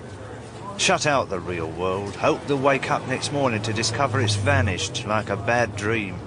But here... Red lip, Ma? Red lip? Nah, not tonight, thanks. Hey, ain't you got no joy in your life, brother? Afghan blood. No joy in my life, no nothing in my pocket. You seeing your man? Smells, sights, sounds. Human nature rich on the streets, plucking its stretched nerves and making music. Can't they shut that bleeding row next door? You mean my dear black brothers? Well, Rastas have this idea, Terry, that if you build a large enough sound system, you'll bring down the walls of Jericho. Besides, it comes in handy sometimes. Yeah? Thanks to wall-to-wall dreadbeat, my room's impossible to bug. Now, where's that envelope? Here. What's the deal? 10 grand on completion of the job. They're big, Terry. New passport, ticket to Australia, new life, and plastic surgery if I want it. I'd take them up on the plastic surgery. You gonna sign on the dotted line? No. They killed my brother. You haven't got much option. A triple murder rap. There must be another way. I've been racking my brains. You nervous or something, Chris? No, of course not. I just thought it was an either-or job. I need your advice. They got me in a corner. Where's the killing, Terry? Oxford. Even provided me with a map, see? Here, a mansion beside the Thames, out in the countryside, south of Oxford. God, they're thorough. If only our magazine could have 100th of the resources these people have. See? There's an outdoor swimming pool, floodlit at night round the side. It's surrounded by trees. At 11 p.m. precisely, it says, this Saturday night, target will approach pool. As target arrives at pool, it is to be dispatched. What a homely use of English. The target is probably a senior member of the department. How do you figure that out? Internal security, like most of the establishment, recruits its senior members from Oxford. And with Cambridge having proved itself rather a liability in the 30s. For most of our ruling classes, Oxford was the greatest time of their lives. Polite servants, cloistered calm, no women. They're drawn back to it like a moth to a candle. Whoever owns that mansion is very senior. There's something been bothering me about Oxford, too. What? Well, my brother's boss, a big-time villain, he lives out near Oxford someplace. How do you know that? Keith phoned him from his office while I was there one day. Had an argument on the phone with his boss's boyfriend, some ballet dancer. But I got the code as he was dialing Oxford. What's a big-time criminal doing in Oxford, Terry? Nicking bicycles? Well-known fact, Chris. A villain earns some dishonest money and, like everyone else, puts it in a country cottage. Somewhere nice, quiet, relaxing, out of the eye of the old bill. Paddington Station's getting like a rogues gallery on Monday morning as they all commute into work. You might be able to write an interesting little article for New Society on that, Terry, but I doubt if there's any connection with this case. Well, that's just it, Chris. All the way through there's been a connection. Intelligence services always use criminals. Not in Oxford. So, what do? I need advice, Chris. I don't think you've got any choice. You've got to go through with it. What? Up till the last second. When, instead of shooting the target, you ask him who he or she is. He's sure to tell me. You use a polite voice, Terry, and you tell him why you're there. That should get his interest. And the answer as to which faction's doing this. You sure? You got any brighter suggestions? I'm coming with you. What? You think I'd miss a story like this?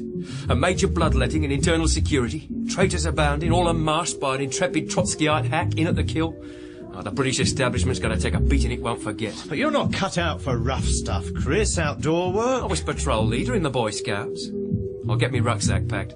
Besides, our main problem's not going to be me, but getting you out of London. You're on more front pages than Princess Di. Don't bother about that. I've got a way figured out. You'll have to foot it, though. A regular route march. I'll survive. And there's another reason for having me along. Yeah? I know Oxford like the back of my hand. How's that? I went there, Terry. Blimey. You sure you're on the right side? Of course I am. Don't forget, Terry, I joined the revolution. Well, now you're joining the army.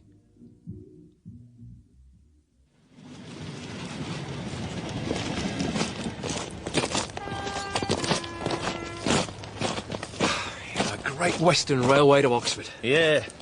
And not quite the way you imagined it. We go to the south, the romantic lights of Slough. They'll be watching the stations, the trains, but not the track.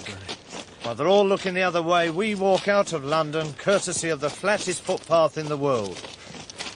The steepest gradient between here and Didcot's, 1 in 1,320. Brunel's billiard table, they call it. You're a mine of useless information, Terry. I'd tell us, what was Prince Albert's inside leg measurement? Shouldn't mock knowledge, Chris. If you got it the hard way, like I have, then you treasure it. Prim, Terry. I think that's the word to describe you. Prim and Victorian. And you're the sort of over-educated yob that's always boasting about how few books you've read. Yeah, except for those by the blessed K. Marx and L. Trotsky, that's pretty much true. As Lenin once observed, all intellectuals should be put up against a wall and shot. It's a common misconception, Terry, that you go to Oxford to read books and get educated. I mean, you go there to make connections, to meet the powerful and influential. Meet the right chaps at Oxford, play your cards cleverly, and you're set up for life. Books have nothing to do with it. Sounds like a bleeding whorehouse to me. A very apt, if sexist, parallel. When England isn't governed by intellectuals, but by power brokers. That's what you learned at Oxford. No wonder the country's in such a mess. Now, if IKB was in control of England... Who? Isambard Kingdom... Oh, him. Don't say it like that, neither. He was a genius. I know all about him. One of my heroes. He was just another exploiting capitalist. No, he wasn't. He had vision, determination. And a cigar. You got him wrong, Chris. He didn't sit in his office all day like they do now, playing Monopoly on the stock exchange. He was a soldier. Out here with his men, shoulder to shoulder, sharing the dangers, taking their risks. He ruled every fraction of his empire, from the poorest navvy to the greatest bridge and steamship. Every detail. Lead by example. Yeah, and where did he lead them? Into even greater enslavement. Into building the greatest piece of engineering in England. The Great Western Railway. Straight and level as any Roman road it is. Makes me feel quite patriotic just marching along it. I can see your political education is going to have to be taken in hand, Terry, as soon as we've got a spare moment. We're going to have to get you down to some hard books. Don't talk down to me, Chris. It's what the army gave me. Time to read books, learn to think for myself. I feel for this country. Next you're going to say I should have been in the army. Not far wrong.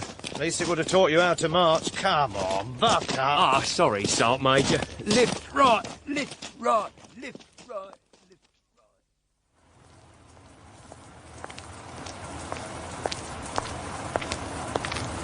Linda. Willie. Mr. Fortescue, you scared me. I apologise for lurking in your doorway thus. It's past midnight. And cold. I've got to talk with you. As you doubtless know, I've been barred from other sections of the department. I was told, yes. I won't stay long, but I've got to find out a thing or two. All right. Come in.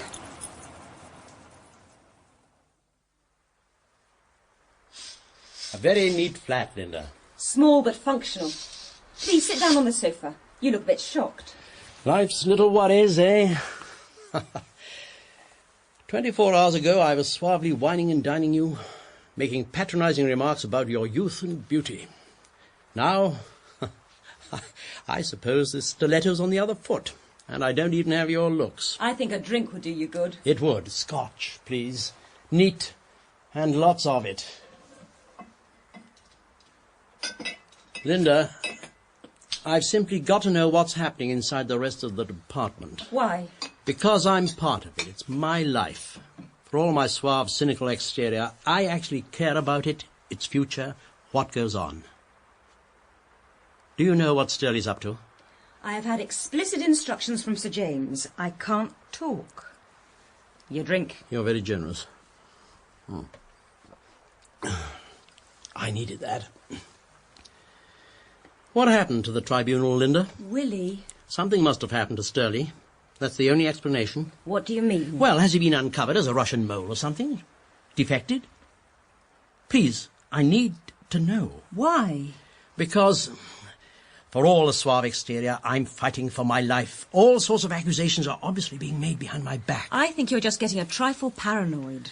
Oh, sweet Linda. I wish I just had a drop of your self-assured sang-froid in my veins. Such youthful disdain. You look very beautiful tonight. Forgive a foolish old man. I wish I felt it. 16 hours we've just had, grinding through the files and records. Doing what? All right, don't answer that, I can guess. Going through past histories. Especially mine. Everyone's, not just yours. Willie, why do you think Stirley is a Russian mole? Well, just a logical deduction, that's all. He's the last person I'd have thought. If you wish to subvert internal security in the cause of Soviet imperialism, do you go in waving a copy of Das Kapital around your head and singing the Internationale? Or do you go in as a fervent red hater and spend years disrupting the department in fruitless diggings for imaginary moles, shooting everybody's concentration and confidence to tatters? Well, it was Stirley, after all, who was endlessly telling us how he came from Barnsley. Little Moscow, he called it. Linda, what's Sir James' attitude to all this? It's the one thing I can't work out. It's as though he's panicked. What's his line? I don't think Sir James is the sort to panic. Well, all this unnecessary shutting of the department, security passes, guards, what on earth's going through his head? You don't believe Sir James would tell me, do you? A mere woman. Oh, how he's managed to keep the minister in place. That I do know. Apparently even estate agents have their murky little secrets from the past. What on earth could they be? Once wore his garters crossed at a Masonic function? Even worse. Certain building contracts were not 100%. And the opposition? One or two of his more persistent questioners in the House have been reminded of some of their own more spectacular peccadillos. Nights in Hamburg, weekends in Skegness. Everyone has their moments. Sir James is just buying time. Till the weekend, you mean? Oxford. Oh. That worries me. Sir James went down this evening to make preliminary preparations. The whole concept of this weekend has changed so radically. Originally, the idea was to go down there informally to unwind, let our hair down, so that in a relaxed environment we could come up with some practical ideas of the future. But now he seems to be turning it into some sort of Spanish Inquisition with Stalag security arrangements all round. Don't worry, Willie. The only thing that will come out is the truth. Ah, the voice of innocence. Truth is a commodity, Linda, not an absolute. It can be traded back and forth, in and out. In our world, truth is negotiable. Yes, Willie. Linda, would you do me a favour? As you're going through the files, could you let me know if you stumble across anything unusual about Sir James, his past? Unusual? Unexpected, untoward. Please. It's important. I need to know. All right. You're very kind. I'd better be going. I'm sorry I couldn't say any more, Willie. No, there's one thing to be said for all this sorry mess we find ourselves in. Yes? At least some members of the department have started treating others like human beings, not mere pawns. Goodbye, Linda. Willie? Yes? I'll be catching the 6:52 from Paddington Friday evening. We could travel up to Oxford together. Yes, compare notes. That would be lovely. A word of advice, Willie. Yeah? Don't wear that tie you've got on. You know Sir James. If I want to stay in his good books, you mean? One glance at that in the interrogation room. Oh, the proverbial red rag. It is slightly loud. Incidentally, talking of attire, don't forget to bring a swimming costume. Sir James owns the most palatial swimming pool. What makes you think I wear a swimming costume, Willie? I'm not quite sure how I should answer that, Linda. Till Friday, Willie. Good night, Linda.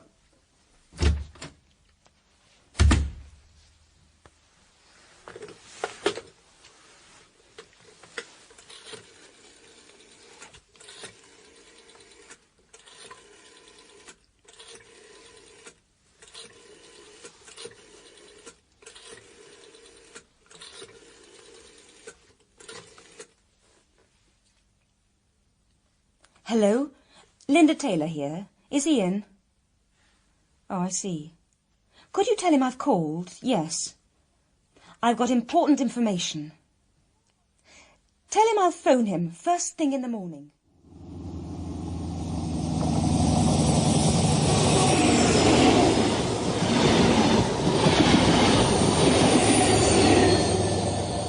Amazing, isn't it?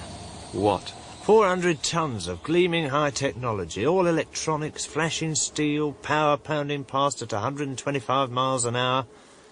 But here, 10 yards off in the embankment, you get wilderness. Shrubs, trees, grasses, rare orchids, badgers, rabbits, foxes, all sorts. Is that whitethroat? Oh. Yeah. Got a nest in that hawthorn bush. Observant, aren't you, Terry? I've been watching it since I woke up. You could have an army hid in this undergrowth. No one would be the wiser. British Rail might object. British Rail wouldn't ever know. You like that, don't you? The idea of wilderness in the heart of England. You being able to disappear into the middle of it. I got that from the regiment. When they used to turn you loose on the Brecon Hills. The desolation up there. Love it almost as you learn its ways and habits. It's never right, though, coming back to civilian life. Not when you've lived like that. Why did you leave the army? Had to, didn't I? Over in Northern Ireland, me and some of my mates got into borrowing money from banks without running up no overdraft. Robbing them? Got found out. Great days, though, the regiment. Comradeship. If you've got to trust a bloke with your life, you'll trust him with anything. I think Time Out would describe you as a Mako-proto-fascist. Like when we was in Arabia. We was fighting alongside these Arabs, tribesmen from the hills, Furkas we called them. Fierce they was, hard as nails and treacherous as snakes. But I loved them, that wildness in their eyes. Only one way to lead them there was, showing them your courage. Used to forget yourself, you did. Became pure, hard as the desert and the rock and the sunlight around you. Then they expect you to come back and live in this dump, this garbage heap. No comradeship here, no helping your mate. Dog eat dog. laundromats, bingo and one-armed bandits. Thanks for coming, Chris. Being at my side. From the deserts of Arabia to the green rolling downlands of commuter land. Same thing, Chris. Important things, trust, honour, courage, they're the same the world over. What's that? Over there by that electric pylon. A helicopter. Jeez, it's coming straight for us. Get him! Down!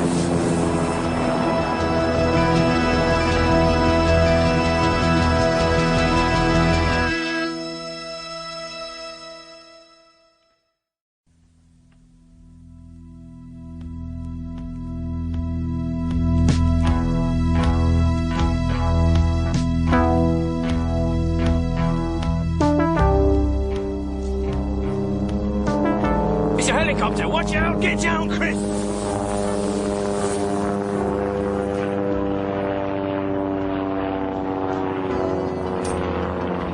Has it gone? Yeah. But you reckon it saw us?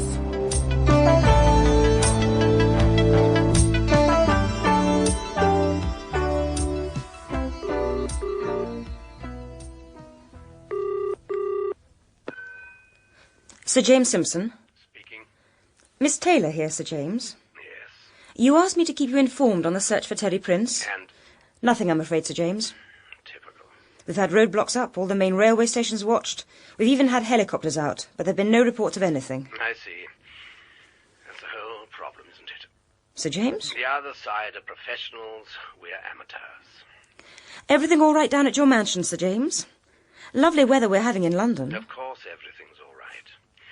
Security people should be arriving here in about half an hour. Yes. And you, Sir James? I'm perfectly all right, Miss Taylor. Sitting here in my study, trying to work out what's been happening, preparing for all this business tomorrow. Yes, Sir James. I'll be on the 6:52 down from Paddington this evening. Gets into Oxford at 7:41. I'll be coming down with Mr. Fortescue. Oh, him. I'll send a car to pick you up. Thank you. Everything else all right, Miss Taylor? Everything's fine, Sir James. Just fine.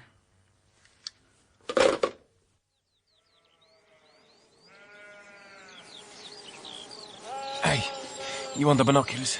Anything happening at the mansion? Yeah, a whole lot. The ivy on the west wing's grown at least half an inch since you last asked. God, it's hot. Still, at least there's no helicopters about. Yeah, we're lucky that one missed us. Yeah. Anyone about down at the mansion? Not a soul. Swimming pool smooth as a baby's bottom. If I had a high-powered rifle with infrared sights, I could pick the target off from up here. That's not the point, is it, Terry? We're meant to go down there and talk to him, engage him in a meaningful face-to-face dialogue. Yes, Chris. You sure this is the best location for watching the mansion? Perfect. We're up on the downs, at a superior elevation to them. The walls of this Iron Age fort give us perfect cover. And if they get suspicious while they're trying to get across the Thames at us, we'll be making our getaway. I wonder how much Thameside mansions are fetching these days. Why? You're going to make it Socialist Attack HQ if your mob takes over the country? A weekend retreat, maybe, so that all the dear comrades can rest their weary bones after a week's hard revolutionary action. Typical. The closest you mob will get to the grassroots is watching others mow the lawn. Don't mistake us, Terry. We're deadly serious. Yeah, look at this. Bit of excitement at last. What? Take the binoculars. In that posh bungalow next to the mansion, the old geezer's cutting his roses again. Executing them more like. Right. It's not his roses he's angry with, though, but his gardener. Ah, pretty boy. Yeah, take the binoculars. Thanks. The old bloke turns round, see, snarls a few words and then turns back to hack off a few more blood-red roses. Surprised he isn't using a chainsaw. What? The gardener's had enough. He's mincing off back to the house, really stamping his feet. Now, that's enough bizarre suburban sexuality for a while, Terry. What's happening back at the mansion? Oh. Yeah? A fat, sleek Range Rover's just drawn up. Radio aerials waving all over the shop. The Every Brigade's arrived. What, security? Hey, let's have a look. Hang on. 5 rather smart young gentlemen step out, shoulder holsters bulging under their arms. They just resist the temptation to do press-ups on the lawn. Set off keenly about the premises, noses all a-quiver, eyes on stalks. Yeah, let's see. Here, they're rubbish. They look competent enough to me. All looks and no delivery. Real pros, Chris, would turn up in a clapped-out escort with Dave and Sharon pasted on the windscreen. You wouldn't notice them till Sharon clobbered you with a brick in her handbag. Take a real look. That mob down there are hired to impress the boss, not the opposition. Their idea of action is escorting Arabs around Arabs. Probably do a really nice line in Odin's shopping bags. Are you sure? I've seen action, Chris, remember? What do we do now? Watch like hawks. All the rest of today, all through the night, for most of tomorrow. Work out their routine, their patrols. Reckon they'll be predictable? Those wallies have got microchips for brains. If only they knew what they was facing up here. Iron Age warriors in an Iron Age fort. Oh, that's interesting. What? The swimming pool. Someone just dived in. Who? I do believe it's our gardener from next door. The pretty one. What a lot of pretty girls on the train, Linda. Had you noticed? Spotting pretty girls is more your line, Willie. Not with you sitting opposite me. My observations on this occasion are strictly objective. I deduce they're all trooping up to Oxford from May Ball. A young swain's due to meet them at the railway station. The rituals of courtship and romance. They have a certain air of nervous anticipation, keep on licking their lips and checking their makeup in the mirror. You're getting nostalgic, Willie. Yes, indeed. Sweet memories of punting on the banks at dawn. Young ladies laid out before one in the punt. I do believe Sir James possesses a punt in his boathouse. Perhaps you and I might... Perhaps, Willie. Ever go to a May ball while you were up at Oxford, Linda? Oh, I permitted myself to be snared into one or two, yes. Sounds unpleasant. Pimply young men, pretending to talk about existentialism while they led me off to the woods by the riverside and fumbled with my blouse. I'm the romantic, I think, Linda. You in your blood-red lipstick are the realist. If you're a woman in a man's world, Willie, you have to be. Life is not one long poker game, you know. You must occasionally let your hair down. Someday I'll let you see me with my hair down. Really? Promises. Promises. Talking about promises, how's the investigation going? A mess. Too much has happened for any of it to have a logical pattern anymore. Unless something comes out this weekend, we're facing a brick wall. Sir James will be finished. And what part is friend Sturley playing in all this? I haven't seen him, actually. You mean you don't possess the requisite classic pass to a section? Oh, yes, I do. The minister insisted. But he's not there. Someone somewhere is playing a very devious game. I wonder, is he suddenly going to be sprung on us at the mansion as a surprise witness? Appear like the ghost at the banquet, rattling all the skeletons in our respective cupboards. Any particular reason for saying ghost? Mere literary allusion? I came across something about Sir James in the files, Willie, as you requested. Yes? Only gossip, but fascinating. What? You remember Anatov, the high-level KGB defector who came across to us at Helsinki in '61, debriefed by the CIA? Of course. Well, in one of the debriefing transcripts, he refers to an old piece of KGB gossip. Apparently, in the late 40s, Sir James was spotted in Morocco, in the company of one Guy Burgess. Guy Burgess? Now, don't get too excited, Willie. As you know, Anatov is usually regarded as a double agent, planted on us to sow disinformation. Yes, but part of the art of disinformation is to mix truth with the lies. Sir James and Burgess might, as the saying goes, just have been good friends. Sir James is just about the last survivor of that whole 30s generation. You mean... Well, he keeps it immaculately discreet, of course, but in as far as he has any time for either sex, he's always shown a distinct preference for the boys. Rather rough, treacherous young boys at that. I didn't know that. You mean... He and Guy Burgess might have been in Morocco for pleasure rather than business. Who can tell? It is part of the paranoia of spying that we all end up chasing our own tails. We believe we are run by the KGB. The KGB doubtless believes they are run by us. It does mean, though, that Sir James is vulnerable to blackmail. Indeed. To anyone who's had access to the files over the years. Yes. Perhaps I will come for a ride in your punt, Willie.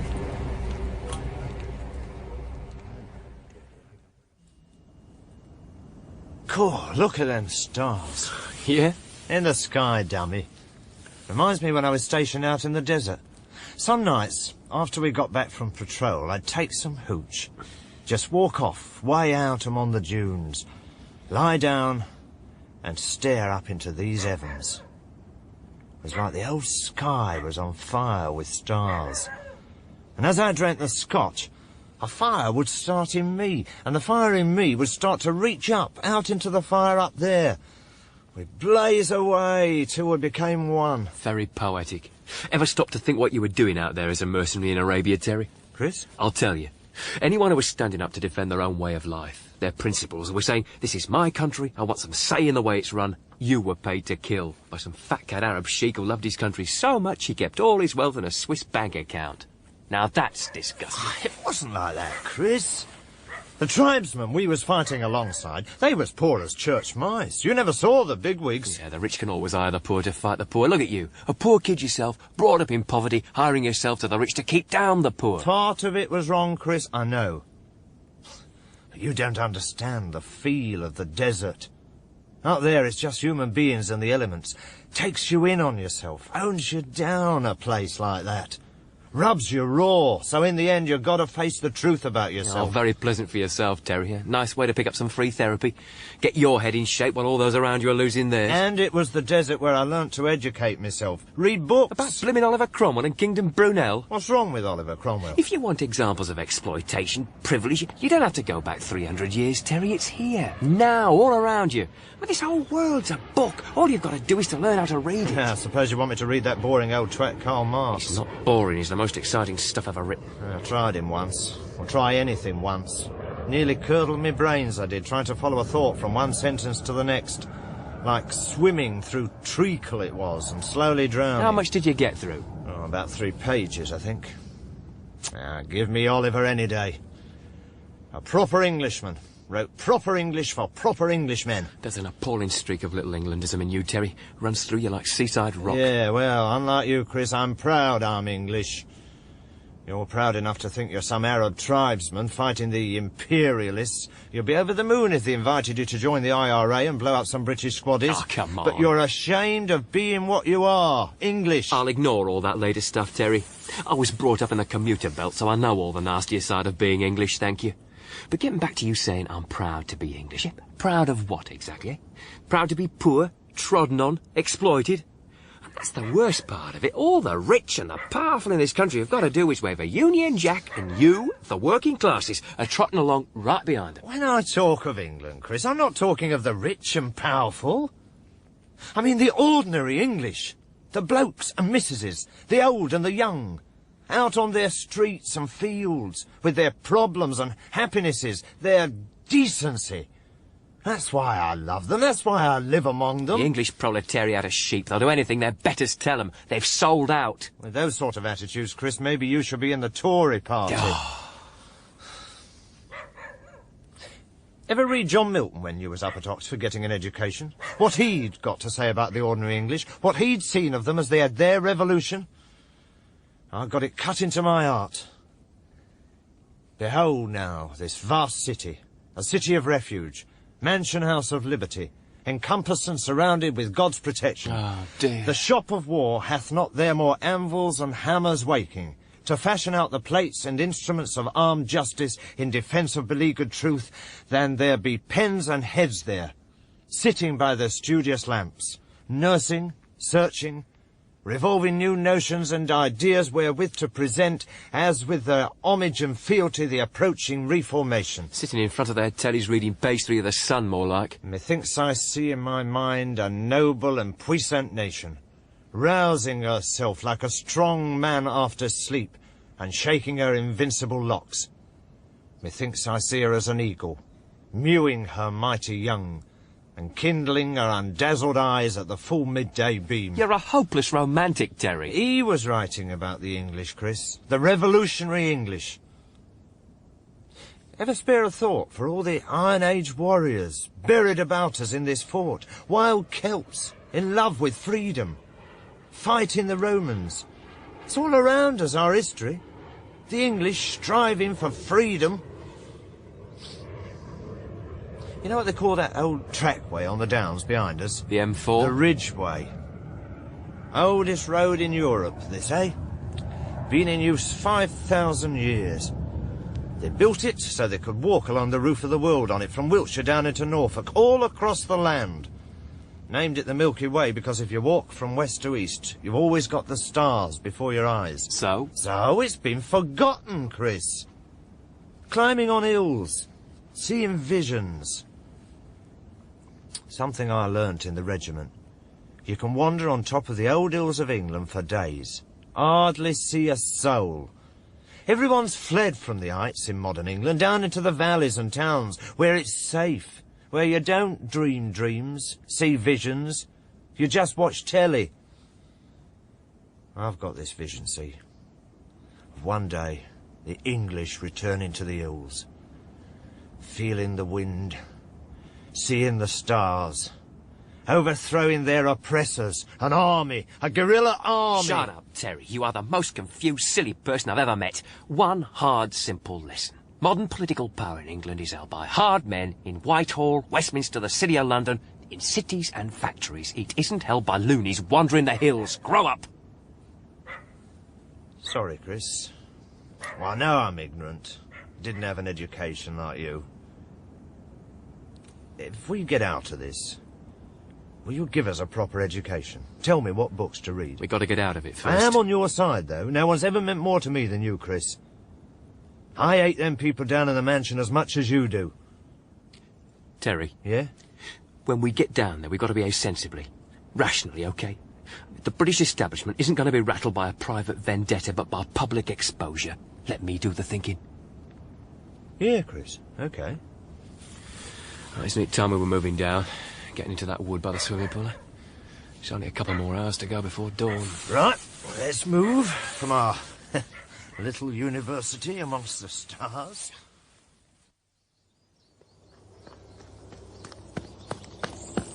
Morning, Fortescue. Ah, Sir James. And a lovely one it is, too. You're up early. You appear to be jogging. Indeed. 3 miles, round and round the garden. I always find public displays of exercise a trifle gross. Private gymnasiums were specifically constructed for physical exertion. Jogging helps open the pores and clear the brain, or so they say. Your brain is certainly going to have to be crystal clear today. Which is why I'm jogging. I noticed security was very tight about the house. I ordered the mansion and the gardens down to the river to be sealed off so we could avoid any disturbance. A professional team are doing it. They certainly look keen and alert. 2 of them were going one way around the house while I was going the other. Never smiled once. Good. I did notice, though, that the swimming pool didn't seem to have anyone watching it. It's away from the house, scarcely a security risk. In any case, I have an agreement with my next-door neighbour. We share it. Oh. That'll explain it. What? While I was jogging past, I noticed a young man out there, sunbathing. At the swimming pool? Quite noticeable, actually. Lying there without a stitch on. Rather arrogant, I thought. Is he still there? Left, while I was still pounding the gravel. Which way?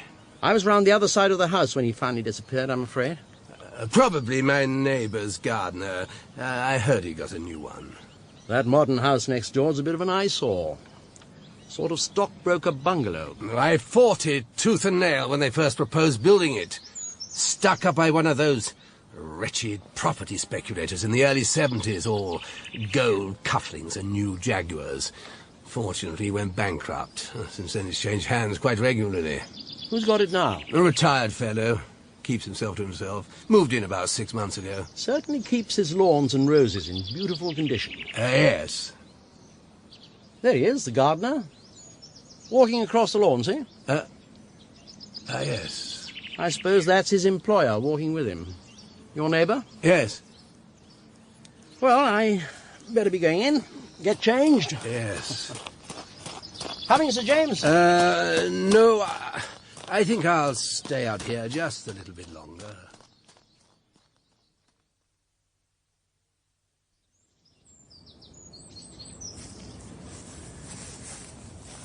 So, this is the ward machine pistol. Yeah.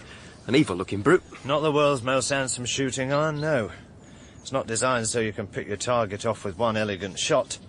This monster hoses them down beneath tidal waves of lead. Fires 40 rounds a second. Means you aim in their general direction, pull the trigger, and they sort of disintegrate before you.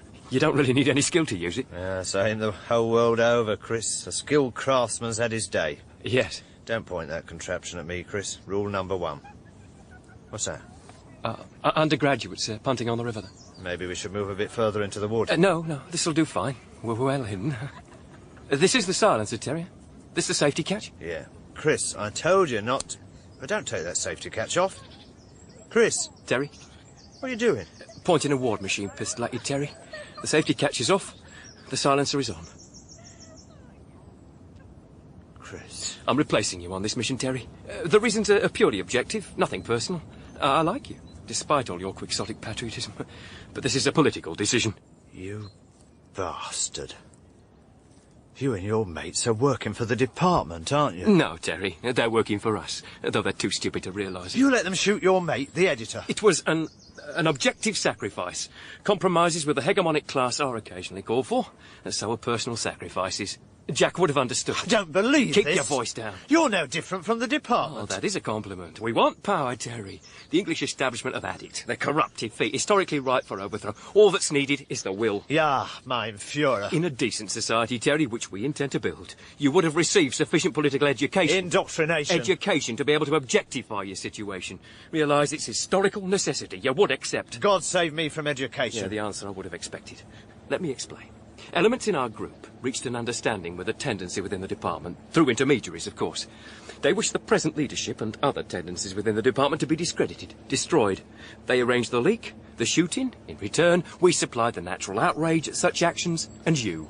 I've kept them informed throughout on your movement. So that's how they knew where I was. Why was my brother killed?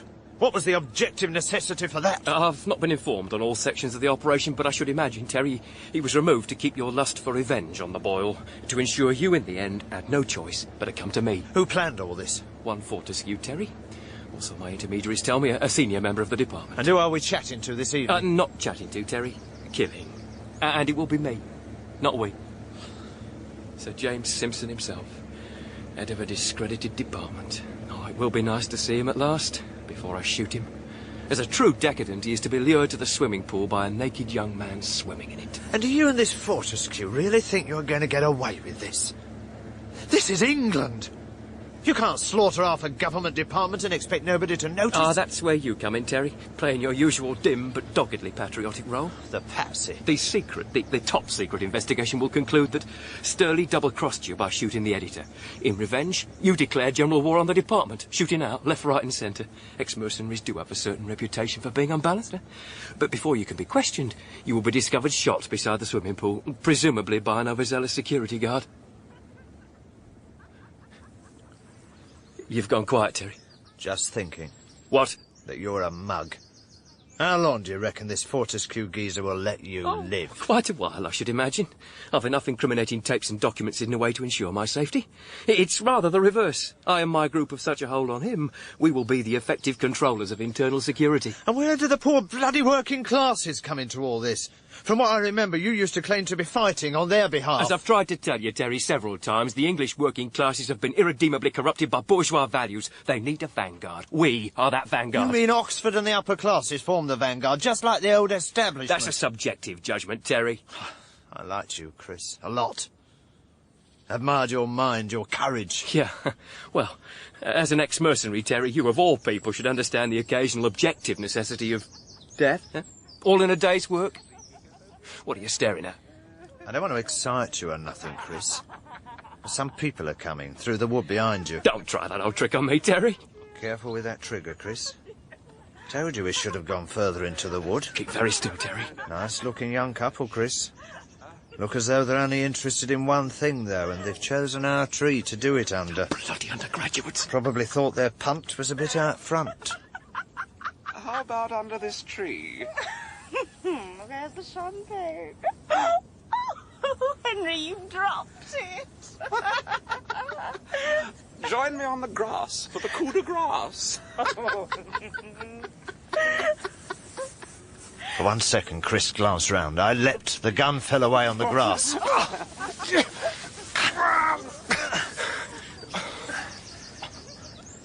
Two couples lie on the grass, on opposite sides of the tree, grappling clumsily with each other. One couple is silent, the other less so.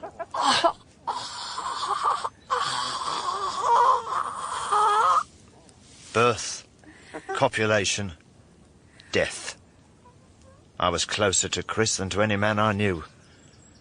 There is no bile in the throat, no pain in the gut more bitter than the taste of betrayal. It blinds, drowns you, deep down into a dark, murky river. As my unknown helpers drink deep at their cup of joy, I drain the dregs of mine. Silent, I lift Chris's body, lay it to rest beneath some undergrowth, disappear into the darkening woods. Boudica calling, emergency, come in please, Boudica. Boudica, yes? Chris Wyndham, we've just found his body. What? Hidden in the undergrowth about half a mile west of the house. Where's Terry Prince? Wish I knew, somewhere in this wood. Find him. Eliminate him. Understood? Yeah. Immediately. It is vital he does not make that rendezvous at 2300. It's 2030 already. Do you understand? Yeah, message received and understood. Eliminate Terry Prince. Boudica out.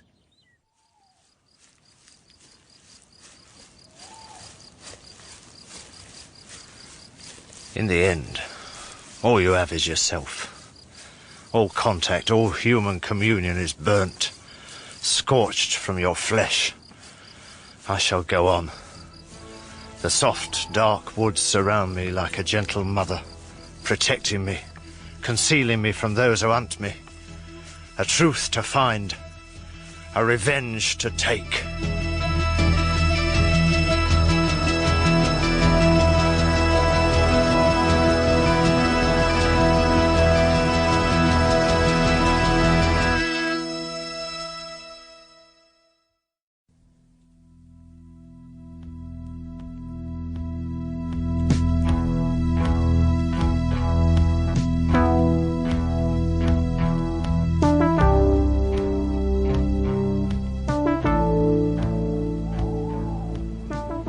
On the eve of battle, a soldier checks his kit. One ward machine pistol, cleaned, oiled. Face blacked, balaclava on, jacket zipped tight.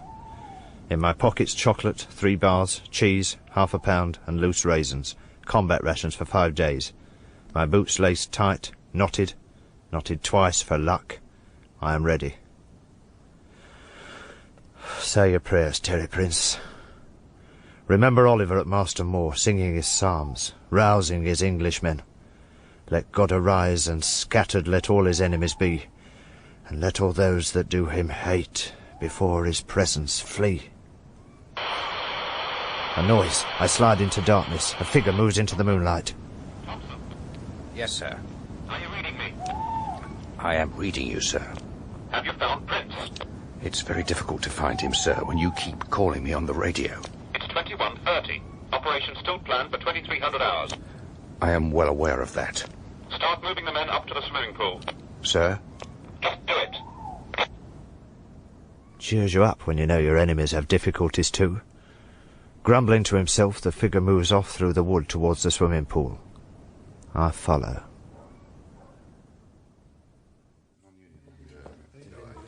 Can I drop you off? Oh, yes, that would be lovely. What do you drink? Oh, thank you. It's Jim. Fortescue. You enjoyed the meal. Beautifully cooked, exquisitely served, Sir James, as always. Who could have guessed what had gone on before? I beg your pardon? It's very English, isn't it? What? You've been at my throat all day, interrogating me. Then the dinner bell rings, we all troop out, don our dinner jackets, and suddenly we're the best of friends. How close do you think you've come to breaking me, speaking as a professional? Never talk shop in the mess, will you? Hypocrisy, Sir James. There's an older phrase to describe this time-honoured technique. A good old one, too. Give him the hard treatment, then the soft, then the hard, then... Willie, you're shaking. You're my guest. Your prisoner.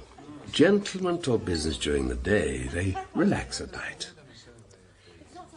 Beautiful roses, these, in your vase? My neighbour had them cut for me from his garden. Sent that young gardener over with them this afternoon. Blood red? Rather large and vulgar, I find them, to tell the truth, like most modern roses. That young gardener from next door. Yes? I was just taking the evening air outside. Saw him down by the swimming pool again. Oh? Splashing about, displaying himself to his best advantage. I see. Another drinks, James? No, Willie. I really think I should be... Oh, what? That's Miss Taylor. Linda? Yes, she appears to be coming in our direction. Did you notice her at dinner? I found it very difficult to keep my eyes off her. Refused to leave the table when the port started round. She did hand it round the correct way, though, Sir James. You can't falter on that. It's the principle, Willie, the principle. Excuse me, just a moment, will you? Of course, Sir James. Willie. Linda, you look ravishing. Where did Sir James go in such a hurry? He said something needed seeing to. Sounds ominous. Well, we must all find our particular pleasures in our own peculiar ways. I hope you and I are going to find a little time for a little punting sometime this weekend. I find you quite extraordinary, Willie. Oh, really? Here you are, fighting for your life in the interrogation room, but still hankering after a little hanky-panky and a punt. Hanky-panky and a punt? What an evocative phrase. How about it, as the saying goes? Here, Willie, have another drink. Why not, Linda? The night is young, and your lips are blood red.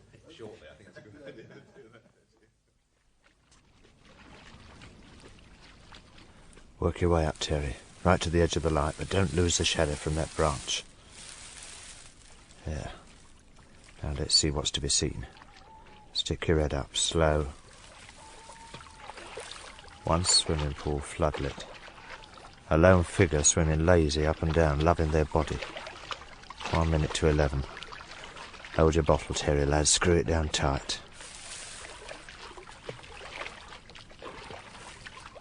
What's that? By that tree across the pool. Company. And all I've got to do is swan out there into the limelight and start asking our distinguished guest a few casual questions. You should have stuck to fruit machines, Terry. Hello? Hell. Hello? Bang on time. Patty comes like the catastrophe in the old comedy. Tall man, quite portly, fine grey hair turning white. Oh, there you are. My eyes shoot to the figure in the pool. Slim, boy-like, like Chris said, but when it breaches, stands full in the shallow end. Water cascades off her two full, luscious breasts. Told you I never wear a swimming costume, Willie. Coming in. The man hurries towards the edge greedily, starting to undress, his foot snagging in his trouser leg. Come on, Terry, move. I rise, blunder towards him in the blinding floodlights. Sir, excuse me. Yes? What do you want? I've got to talk to you, Sir James. Sir James? Sir James is in the house. My name is Fortescue. A gun cracks, the girl screams, I dive for the trees, bullets ripping round me. Fortescue staggers slow, wonderingly towards the pool, hands fingering his bloody shirt. He pauses an eternity, then falls. I run blindly through the woods, 3 men after me. The nearest I shoot, that keeps the others back.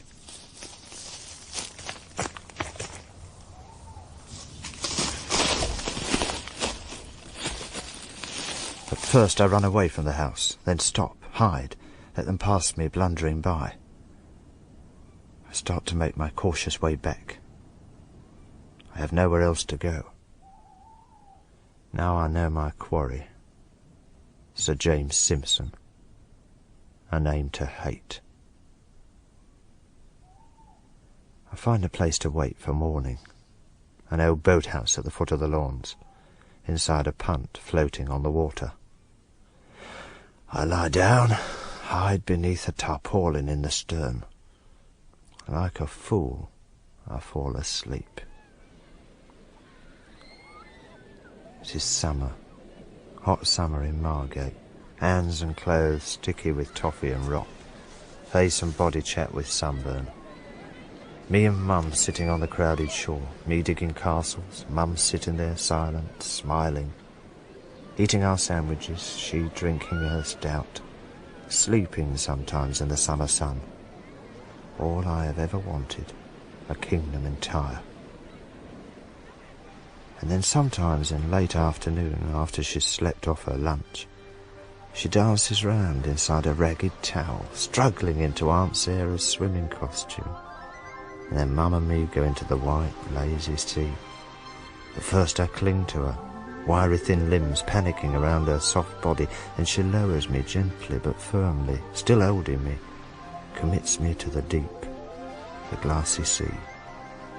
She and me all alone in the milk-warm sea, in the endless tide and motions of an infinite ocean.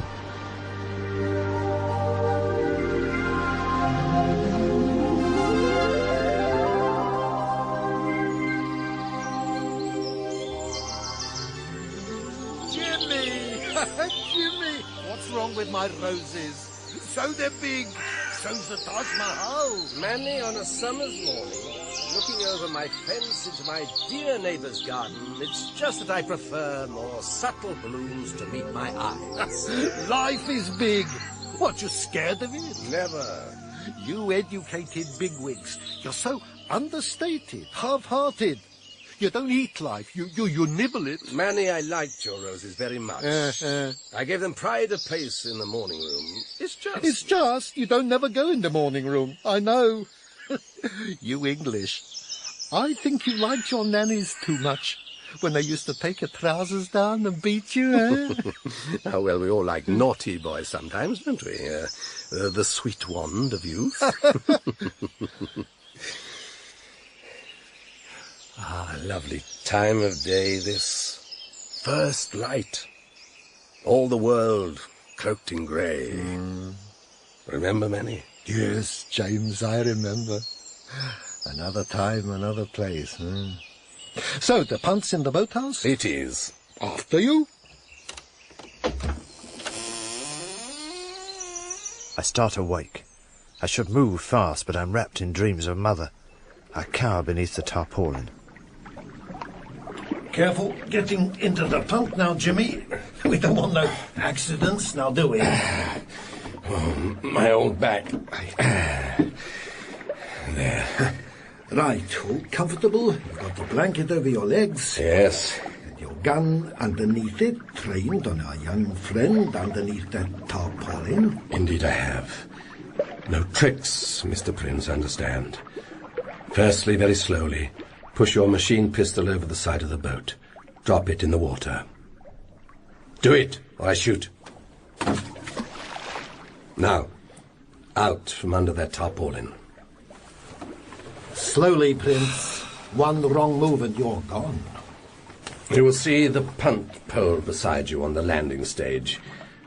You don't look like an experienced punter, but a pistol pointing at the belly concentrates the mind wonderfully. The three of us are going on a little voyage of discovery. Out into the black, black waters of Lethe.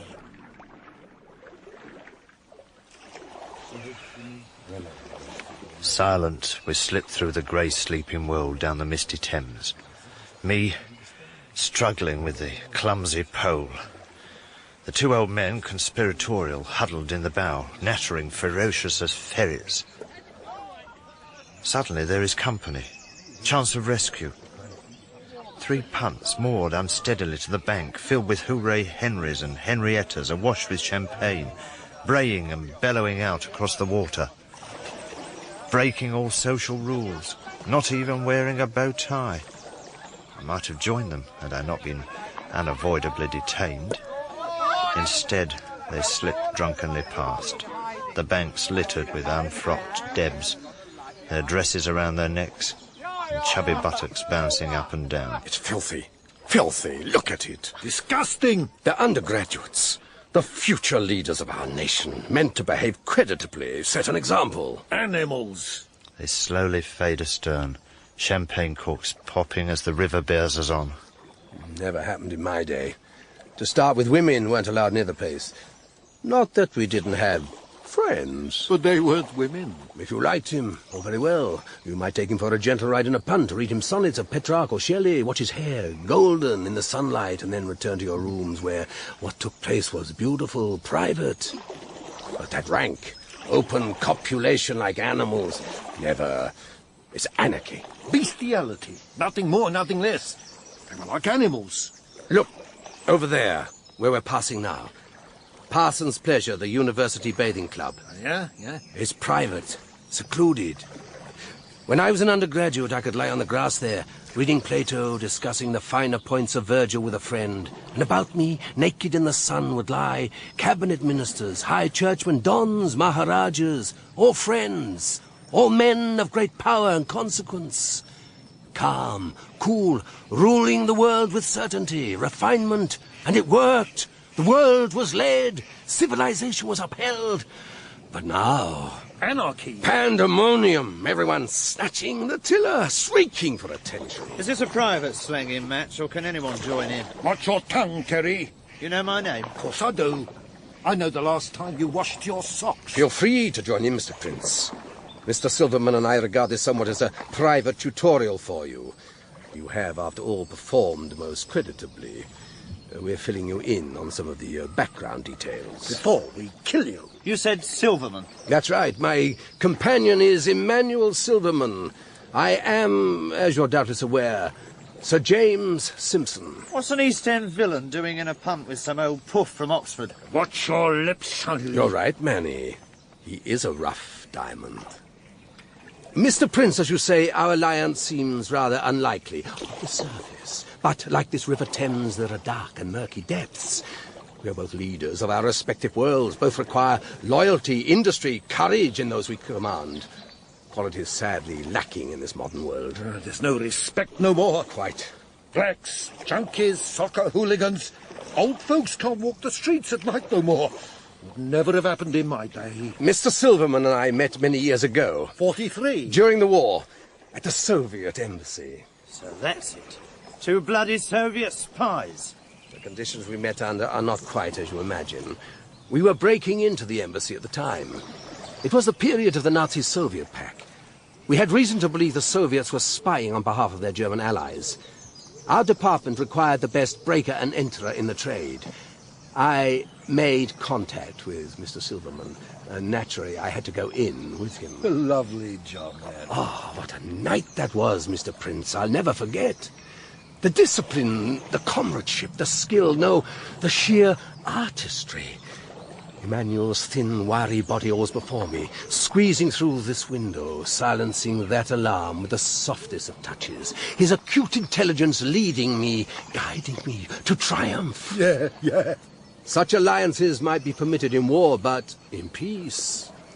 Manny and I stayed friends, secretly. Two old warriors, went to the races, boxing matches, even shared the same bed on occasions, though our relationship has always been largely platonic. Try saying that to the judge. Through the years we have helped each other out. That's where I came in. Yeah. You had worked for both of our organizations at different times, Mr. Prince. We merely brought two common structures together. Operation Boudica. We sent you to the magazine office, one of Manny's employers having already shot the editor. We sent Mr. Ionides after you with his doctored gun. Big rubbish. In order to keep you interested in our little project.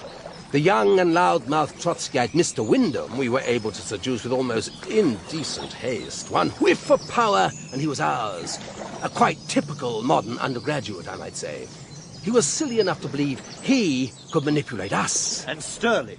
Why did he get the chop? Another intolerable, ambitious loudmouth, likely to endanger the whole operation with his anti-communist ravings. He was due to be removed anyhow. And the point of all this bloodshed? Obvious, innit? To get you to the swimming pool on time. For Fortescue. I'm Fortescue's patsy. Right, first time. Not much of your department left, is there, Mr. Simpson? Call him Sir James, and look at him respectful when you do. Hardly any, thank God. Unfortunately, one scheming and rather unpleasant young lady used her wits to escape. She presumably will inherit the dung heap. I will leave in disgrace after everything has been blamed on you, Mr. Prince, and my dead subordinates. But then so will my unspeakable minister go back to selling his semi-detached in Guildford. Life has its small and delicate compensations. And for what? Tell me that, Sir James. Why all this bloodshed? Why slaughter your own department? Tell me that. Yours is not to reason why. You have been a good, honest foot soldier. Your task is complete. No. Yes. A silence fell. A current was growing, drawing the boat along without my aid. In the distance, a dull roar. It might have been the river. It might have been my anger, darkening my eyes, thundering in my blood. Which one of you bastards killed my brother? Your brother was a wally. That's no reason for killing him. All he wanted out of life was carpet slippers, tropical fish and a Ford Granada each year. What's the wrong with that? You ain't done too bad for yourself in your bleeding bungalow. I fought for it. I risked everything I had. All your schmuck of a brother ever did was ooze his way right up my outfit. I'll kill you, you filth! Shoot him! Shoot him! Gentlemen, calm down. Your brother was shot, Mr. Prince, partly because he might talk to you about Mr. Silverman here. He never could shut his great mouth, like you, Prince. And partly to keep your passions smouldering, ensure you arrived at the swimming pool. You know something? I reckon you two old geezers are potty. Cracked, sick, round the bend and down the carsey. Do you realise the butchering you've done? And for what? Fortescue! That's for what? What about Fortescue? What did he do wrong? Wear the wrong bloody tie to the wrong blooming dinner party? How very perceptive of you about the tie, Mr. Prince. Do you want me to tell you about that traitor? Jimmy, sit down. You're rocking the boat. Can I tell you what it's been like in my department this last 20 years with that man? You saw those undergraduates back there, copulating like animals. That's my department. That's what he turned it into. A zoo! No respect, no discipline, not anywhere, no more. The punt glides round a bend. I stand on the stern, staring ahead. In the distance, the river seems to end in a line of nothingness. Backs to the river, the two men stare up at me, faces blind with hatred. It wasn't that Fortescue was a communist, a socialist even, oh no. We could have dealt with that. Our department is used to small perversions. He was a liberal, a wet, sloppy, self-righteous liberal. We live in an egalitarian society, he drawled in his best Marlborough accent. Throw open the doors to every ambitious grocer's son, every artisan's child with 3 A levels. Blacks, proletarians, women, anyone provided their disadvantage, coarse tongue, second rate. And when I balked him, he'd go behind my back for my ministers, the wet, sloppy ministers of Macmillan, Wilson, Heath, men who cringe before their inferiors. They're the ones as led the blacks into respectable poor neighbourhoods, went soft on crime, led in the muggers. I see now why the river disappears. It plunges heart and soul over a weir. Not daring to look, nodding to their spit-flecked faces, I steer toward it. All the time the rot set in. The infighting, backstabbing, empire-building, men hungry for semi-detached in Rickmansworth. I did not command a fighting unit dedicated to defeating my country's enemies. I ran a whorehouse, a pandemonium of greed, treachery, and self-service. And you ask me, Mr. Prince, why William Fortescue, child of Marlborough and Oxford, betrayer of everything that was decent and competent about our society, you ask me... The boat starts to rock in the current. Silverman turns and sees. Jimmy, look! And I declared war! You have turned my department into a zoo! I said, then fight like animals you are, and may the strongest win! Silverman grabs his raging companion, forces him to look round as the punt starts to tilt. I dive. Simpson sees, turns, shoots. The bullet catches me in the arm before the river snatches us. The weir swallows all.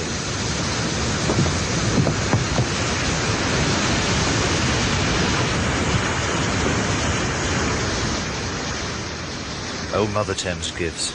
Old Mother Thames takes away. As she crushes, smothers me in her embrace, I surrender to her passion. Celtic warrior, naked, childlike in her arms. Everything that should be fulfilled has been. I, a wronged man, have reaped my vengeance. My barren, loveless vengeance. Now there is only death. sleep in dark depths. But the water lightens. The yellows and blues of dawn start to break through the surface. I who should die, borne up by my merciful mother, struggling and unwilling, I break the water's surface, and all the sounds and sights and smells of earth, Hosanna in my head.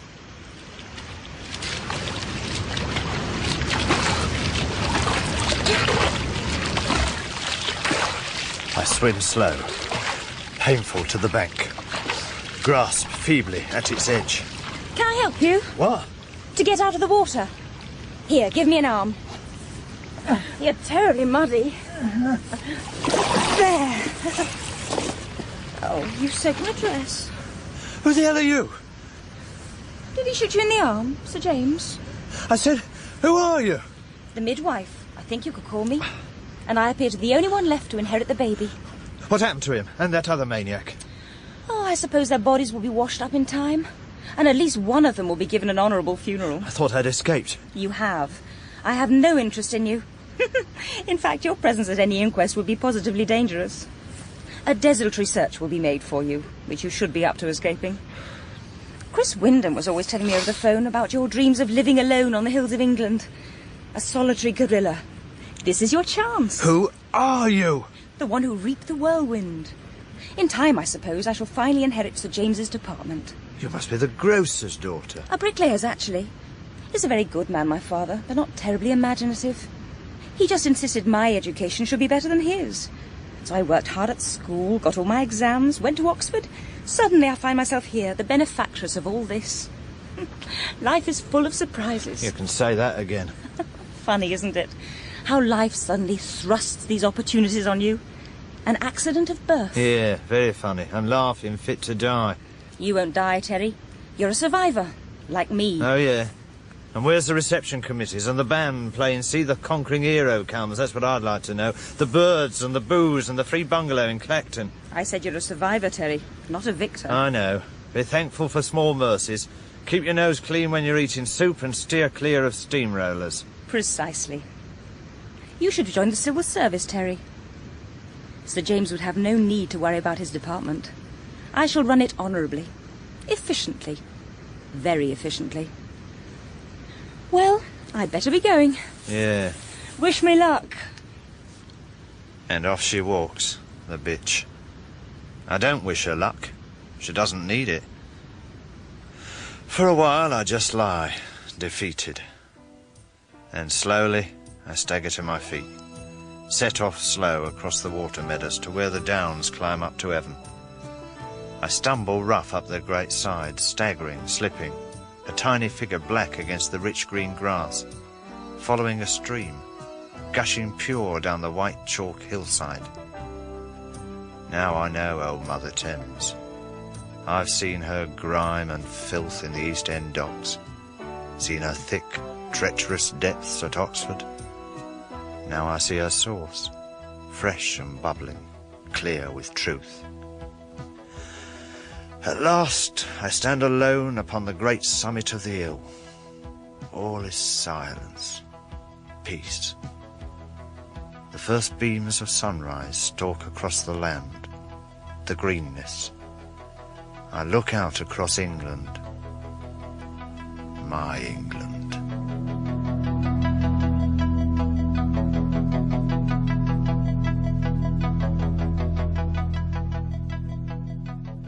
In Deep Six by John Fletcher, Freddie Lees played Terry, Thompson was played by John Abineri, Sir James Simpson by Conrad Phillips, Fortescue by Herbert Rees, Manny Silverman by Arnold Diamond, Linda Taylor, Madeline Kem, and the radio voice was played by Roger Leach. The director was Brian Miller.